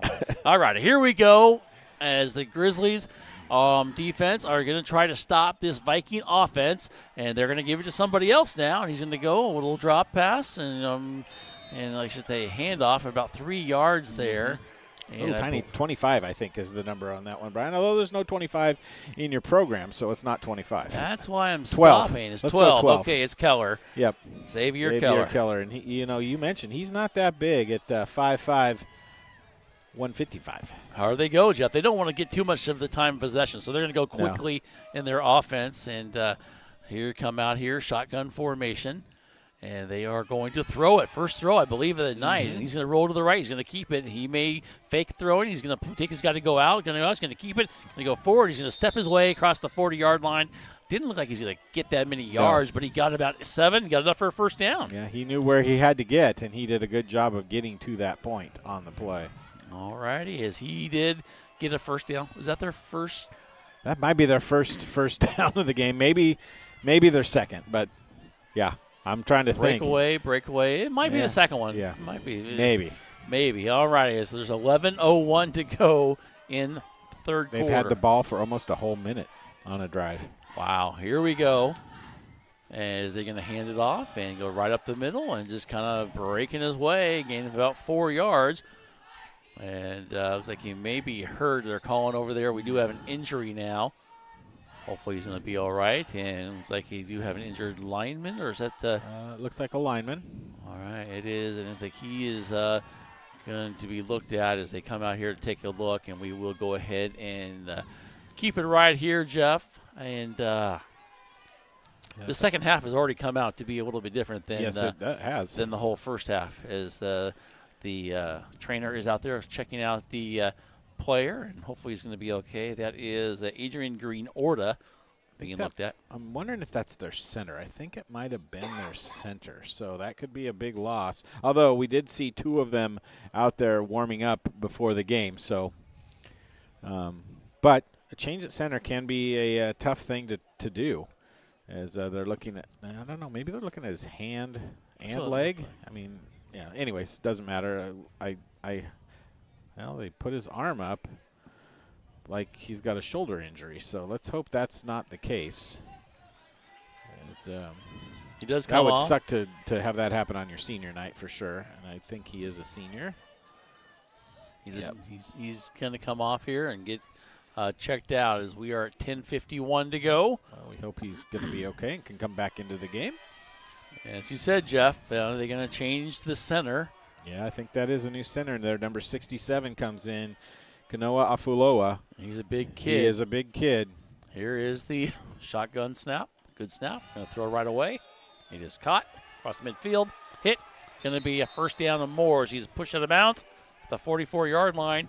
Coming up there, and he's pointing to the first down, is Caden Hernandez. Yeah, that was a good play. You can see some speed there that Caden had as well. Able to get downfield once he made the catch, and quickly North Salem into McMinnville territory on this drive. Totally different second half in those first few plays from North Salem as they come up to the line, as they are going to try to see if they can do it the old-fashioned way. They're going to hand it off right up the middle, and guess who? That's going to be Phillips. Brings it through across the 35, and he gets the first down and a lot more. Pick up about 18 yards to the 25-yard line. Fun to watch him run. We have an injured player down there for McMinnville, and hopefully he's going to be all right. He's kind of slaps the turf, and that Preston Murders, I believe it is Murders, as they are going to take a look at him. We're going to go ahead and take a timeout with 10:37 left to go here in the third quarter. Actually, we're going to go ahead and keep it here as Murders gets up, and hopefully it's just a cramp for him, as he is going to get a little escort off the field. It's good to see. It is, and we'll keep it right here. 10:37 to go, and Jeff, if you're McMinnville, you're I don't know if you're kind of shocked, but you kind of got lulled to sleep in that first half, and now North Salem kind of mix it up and doing a little bit of everything. I was going to say they're actually putting a sustained drive together, yes, to be quite honest. It's the first one of the game that they haven't popped a big one for a touchdown. And credit McMinnville's defense for some of that, let's be honest. But they do seem to be coming out with a little bit different play-calling mentality on the offensive side of the ball. Like, maybe we need to keep our defense off the field for a little bit. Give them a break. 10:30 to go in the third quarter. Here we go. Here's going to be a throw right here. It's going to be caught and going to go up the field inside the 19-yard line. Nice little quick hitter there. And that's Hernandez, who got it from Lada and picked up about 6 yards, maybe even 7. Yeah, very, very similar to the other play where he got about 15 to 20 down the sideline. He just inside kind of screen and takes the ball and gets what he can. 2nd and 4 now, as we have another signal or something as officials pointing to somebody to get off the field. Seen a lot of that this season. Yes, we have, for McMinnville and other teams there. Coming off the field is Braxton Singleton. So I'm not going to say that doesn't hurt McMinnville, because it helps them. It does. It does. You're right. And, Singleton with a touchdown earlier in the first half. Lada hands it off right up the middle and going to get a first down. It looks like it's Phillips. as he gets it inside the 15. It is another first down for the Vikings. Very patient run by Phillips, just waiting for the hole to open up. And going to be I thought it was at the 10-yard line. It's at the 14, so the field condenses now that you're inside the 20-yard line, the red zone. Under 10 minutes to play now. North Salem trying to add on to their lead, and Phillips is going to be taken Great down job. and stopped. Good job there and getting there quickly for the Grizzlies. Medina. Was that Medina? That was Medina. He's having a whale of a game tonight. Of course, had that interception in the first half.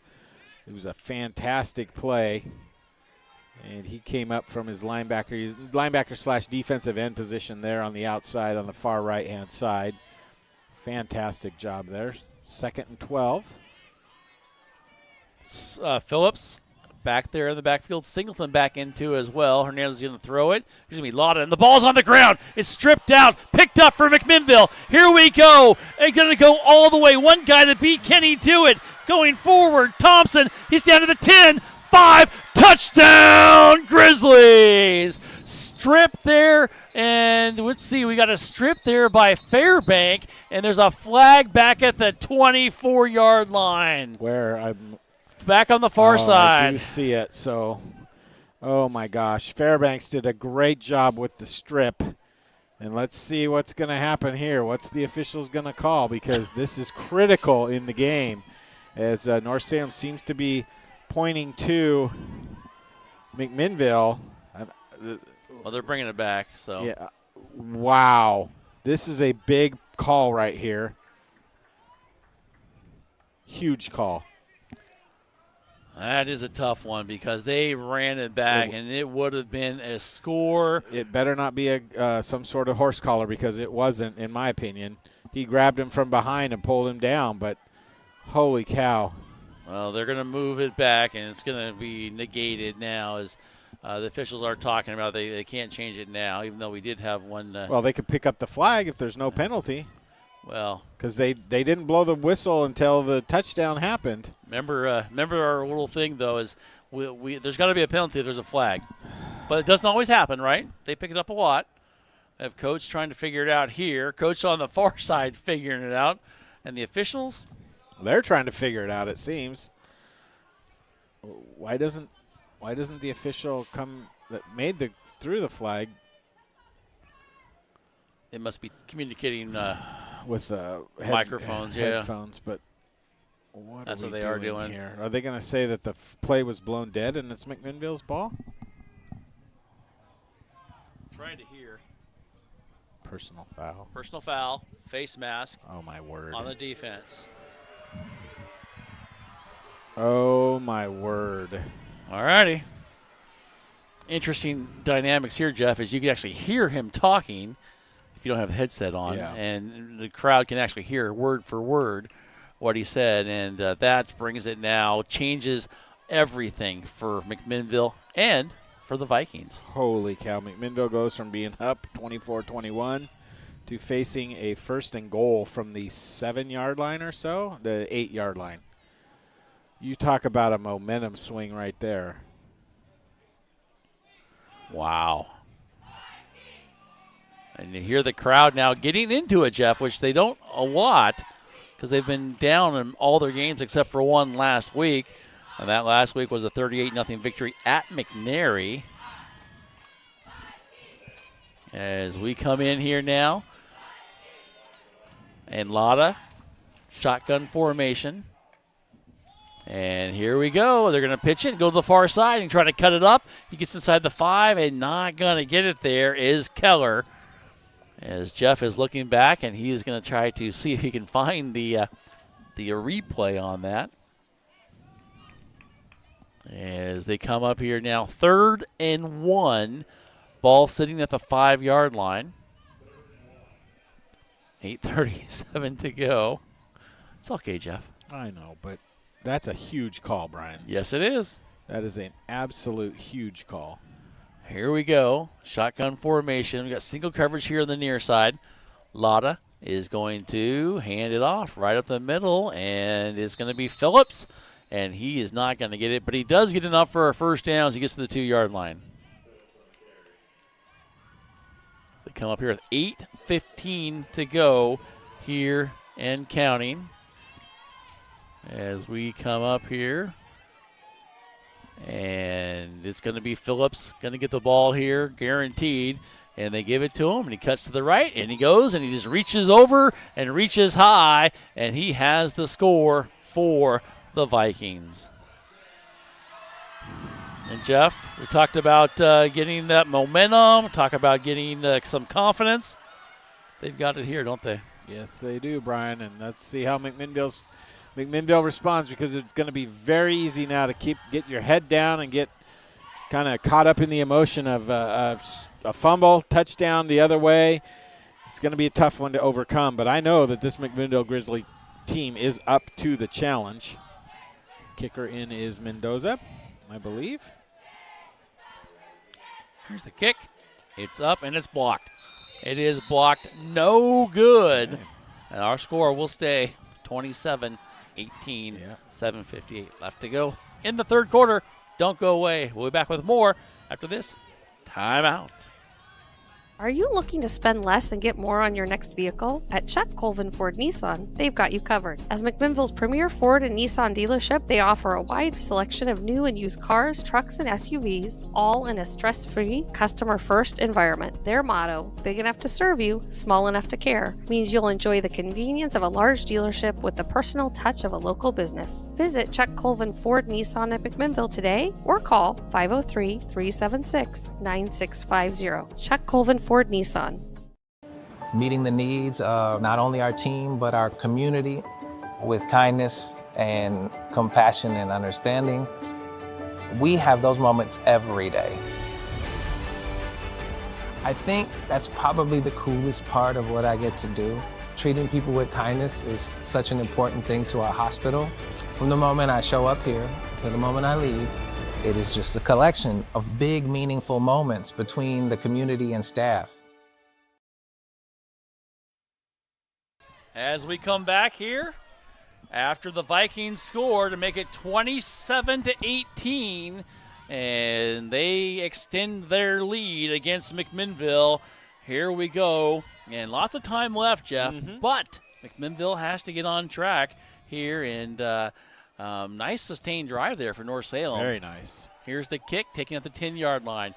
Ackley's going to go across the 20, 25, 30, and he goes across 40. He's got one guy to beat. He stutter steps, cuts to the inside, and then another guy comes up and then pushes him down. A huge return by Ackley as he gets inside the 35-yard line. Exactly what the coaching staff and McMinnville's football team needed right there, Brian. A little shot of adrenaline in the arm, and a fantastic return.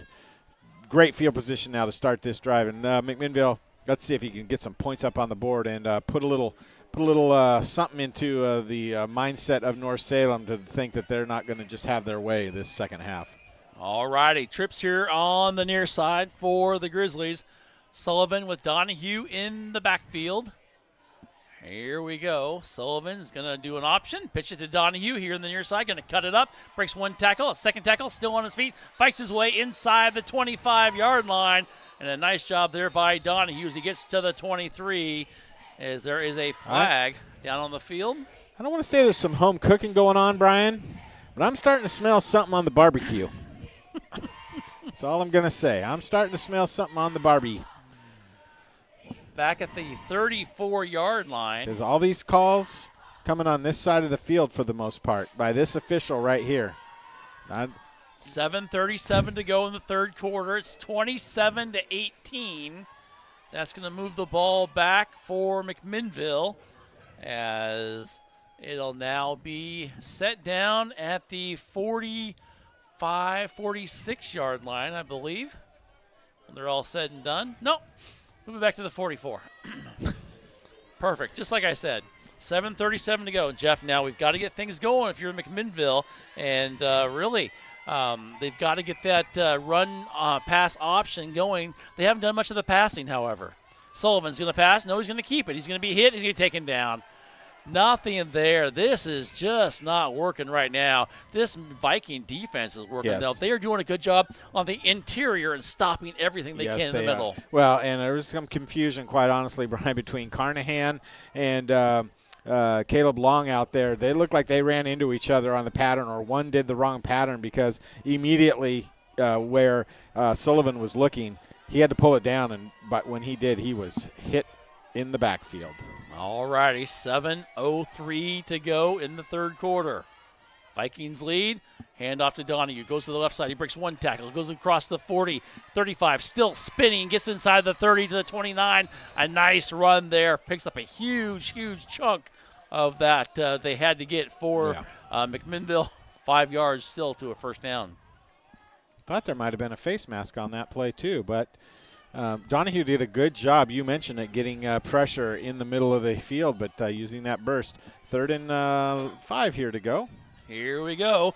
Hand off to Donahue, and he goes. He's wrapped up There with you the go. helmet, and there comes some flags. About time. And, because he got his helmet ripped off, and they are going to throw the flags down there on a big 3rd down play as Donahue comes up, and they do stop it as the flag or the helmet comes flying off. Is that the 3rd penalty? Although there's another penalty way up top. Is that are they going to be offsetting penalties? Because there's another penalty up by this official up here on the height. Nope, they're going to call personal foul, face mask. Good.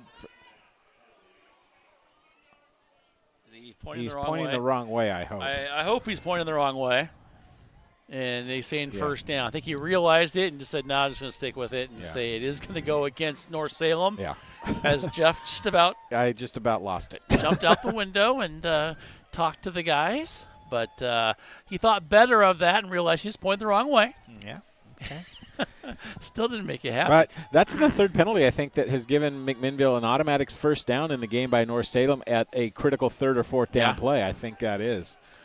I think you're right. They're keeping them in the ball game, really, with those. And the nice thing about it, since the penalty caused the helmet to come off, Donahue does not have to sit out a play here. So, all righty, 6:19 to go in the third quarter. It's 27-18.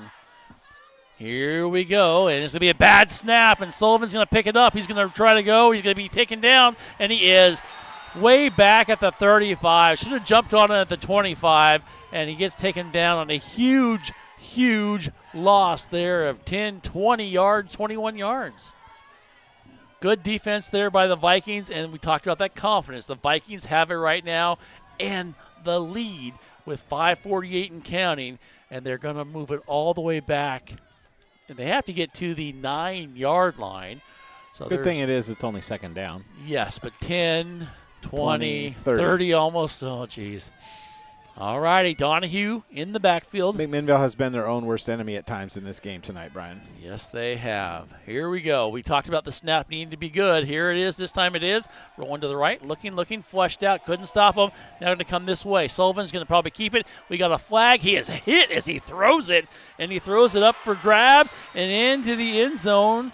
And they do get the score, but don't get too excited, Grizzly fans. There's a flag back at the 45-yard line, and Sullivan drops to his knees like, I can't believe that, because he took one for the team on that hit and took one with a great throw there. And now they're going to move it back, and Sullivan just kind of aching a little bit. He's kind of his left hand, and he did get hit when he threw that ball. Holding against McMinnville. Bring it back. And that, how many yards did we say, Jeff? I think it's going to be almost 40 yards now for a first down. 20, 45. 30, 40. Second and 45, I believe. Now, weirder things have happened. Yes, they have. I don't even bring up the Corvallis days. Yep, that was a 2-point conversion, though. This is not a 2-point conversion. we need that and a 2-point conversion. Yes, we do. And a little they'll bit still more. be behind, yeah. Exactly.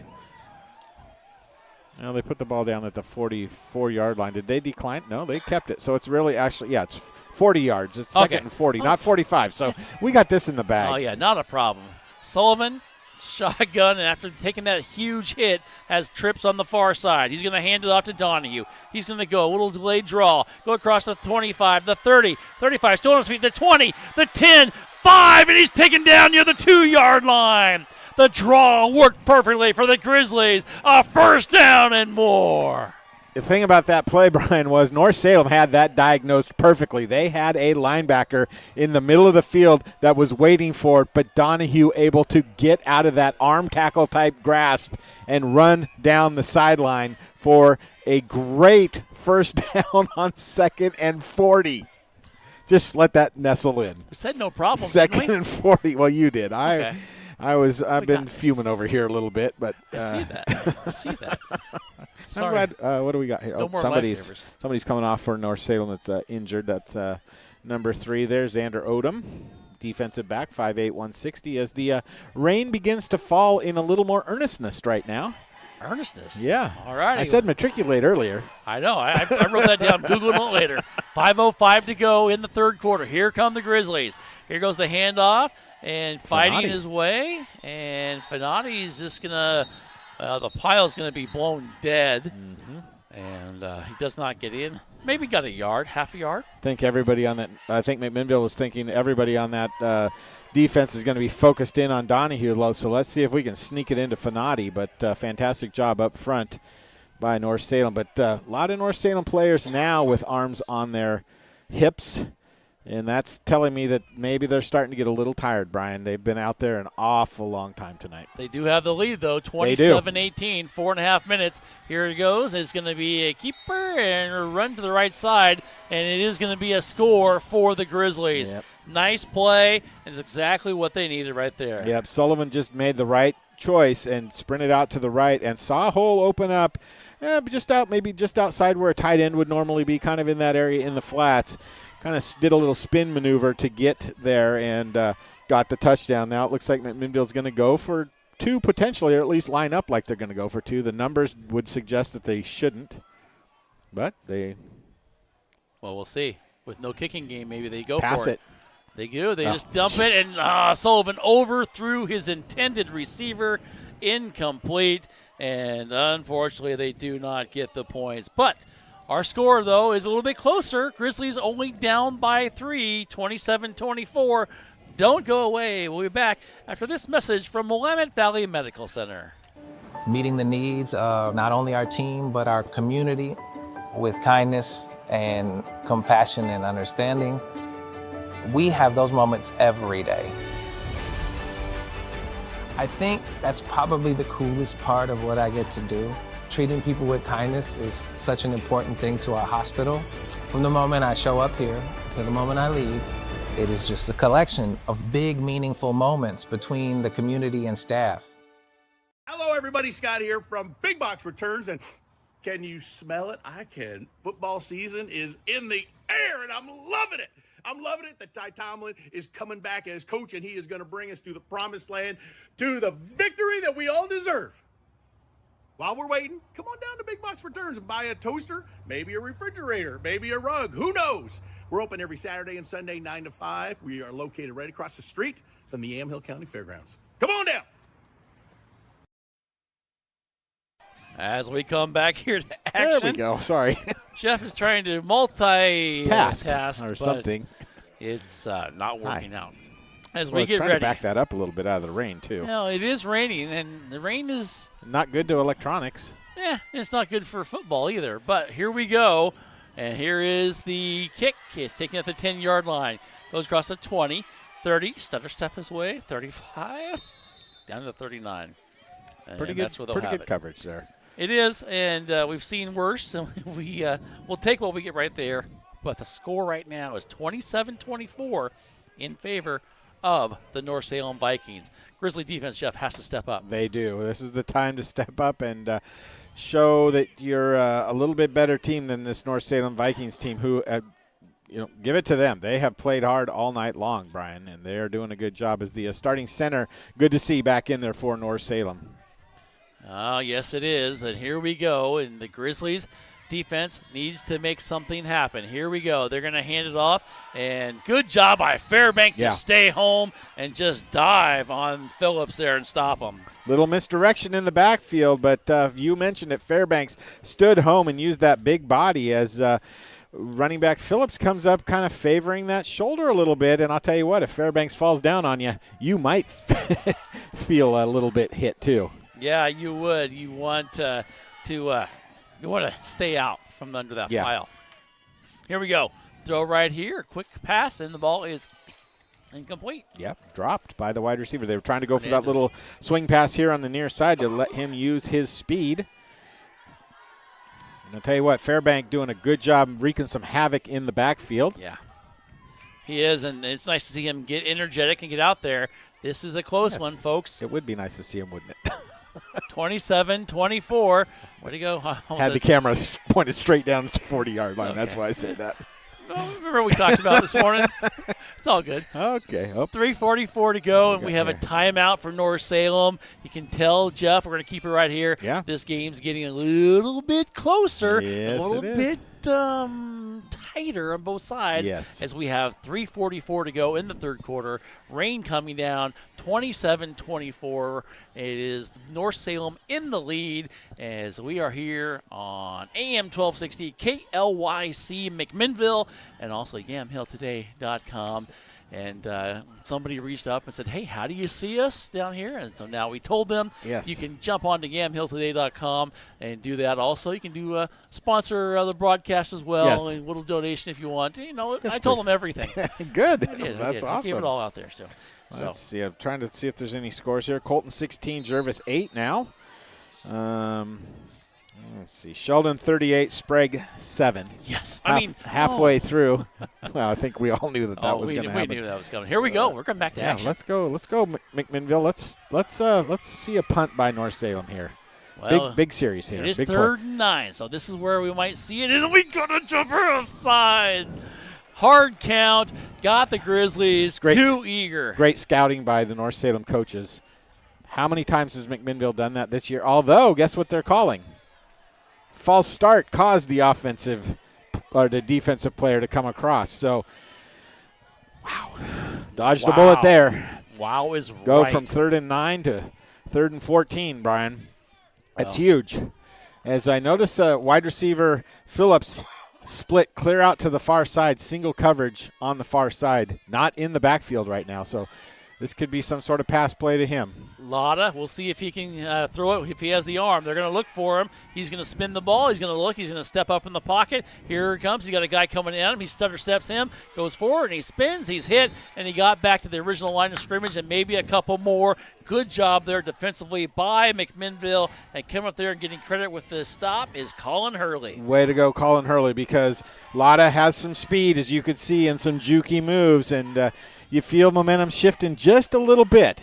But let's not get over our skis yet because there's still a fourth quarter to go. It's 3:12 to go here. So they get ready to punt.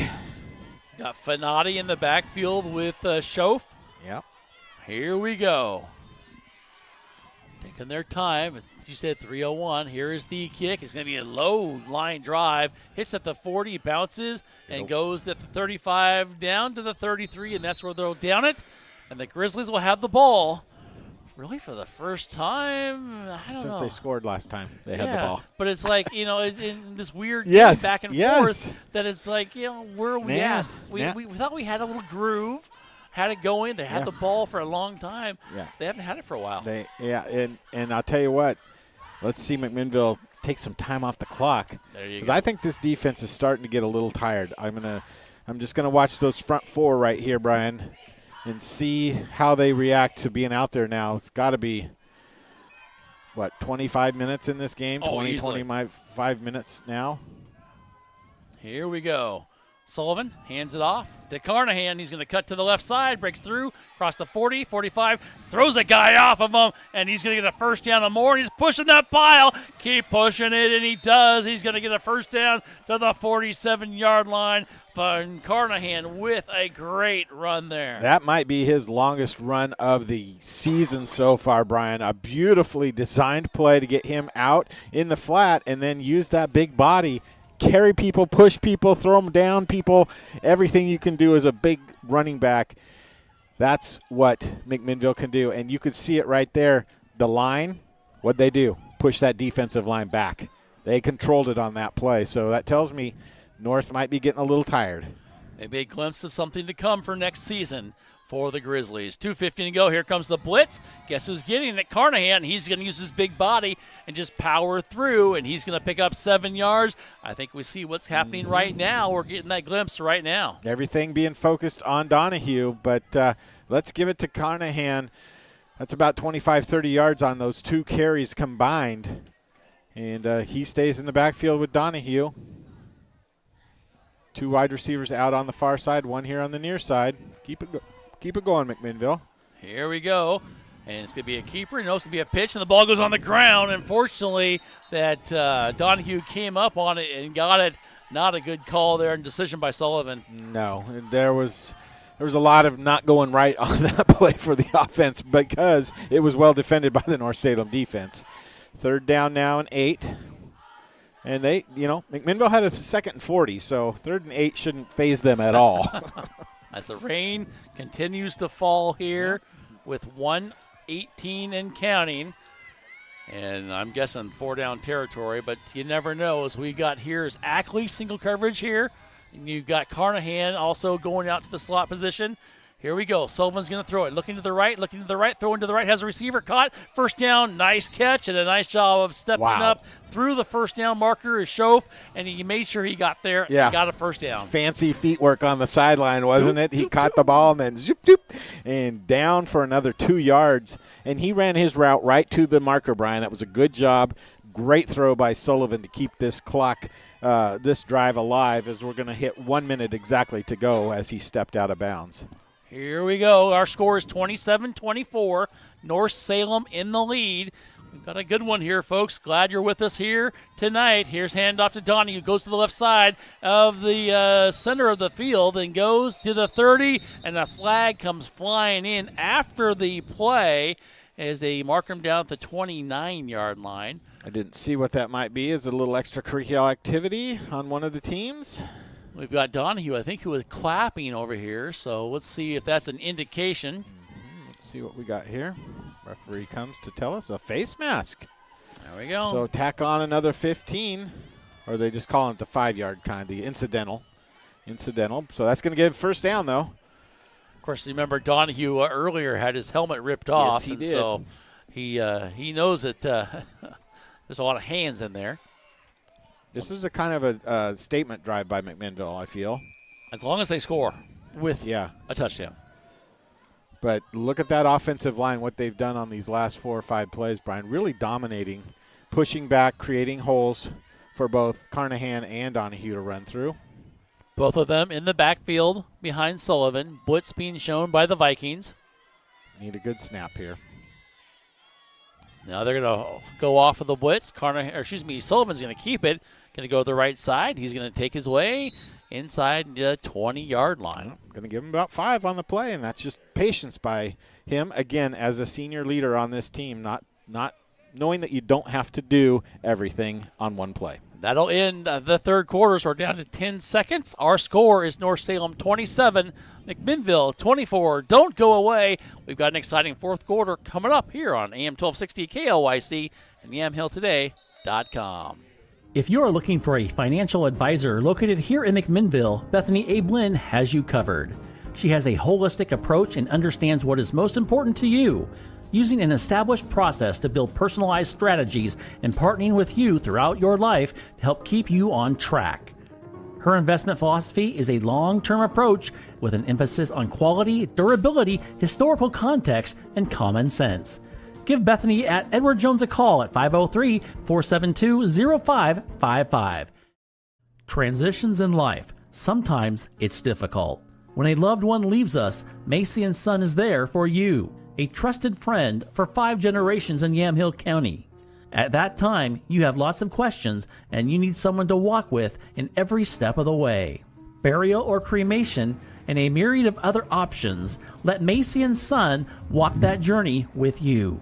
Macy & Son McMinnville. Give them a call, 503-472-6151.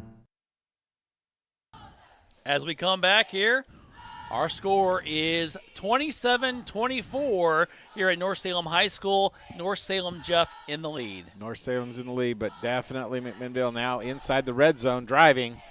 And that offensive line continues to do a good job on this drive, Brian. Let's see if we can have some good snaps, no holding penalties, because those have kind of been two banes that they've had to overcome here recently in this second half.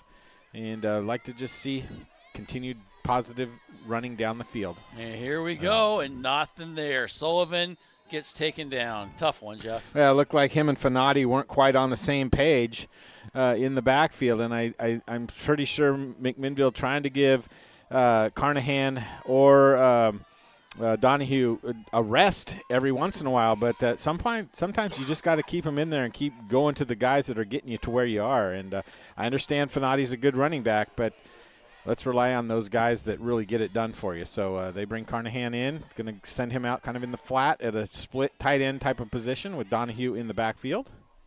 Does take some time off the clock. We're down to 11:21 as they're going to throw here in the fourth quarter. Going to throw across the middle, has a receiver, and it is caught.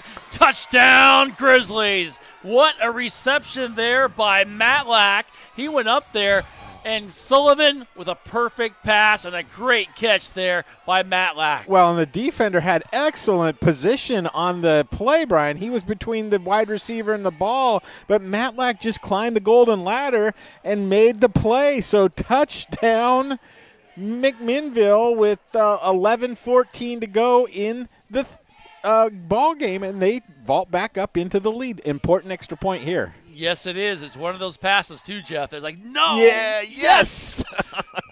All righty, here we go. Therian's on to kick, and the extra point is good. Just through the left upright. First one, I believe, yeah. tonight. We're going to keep it right here as our score is now 31-27. McMinnville with the lead over North Salem. And, Jeff, that was the drive the Grizzlies needed right there. They really needed that one in a bad way. Now you need to have your defense come up with another stop. And then you kind of feel like, okay, we might be starting to take control back of the game, but you can't get too far ahead of yourself either, Brian, because you got to stay in the moment. You got to make the plays that are in front of you, not think about plays that happened already or that may happen. You got to stay in the moment and make the right plays at the right time. So looks like North Sam's going to impose that change again and having Phillips here on the near side. So trying to take away the little pooch kick to the right side of the McMinnville formation. See what McMinnville tries to do now, kicking into the wind. As they put the ball down, not only the wind, Jeff, the rain continues to fall really here tonight. Starting to come down again. Yeah, it has been a wet night here tonight for both teams. Here we go as Gabe Therian is going to put a foot into it, and he toe kicks it, just a little pooch kick, and it's going to hit at the 38-yard line, and not sure if that's the answer, but no return. No return, and they'll take the ball at the 38-yard line, pretty sure, instead of the 35.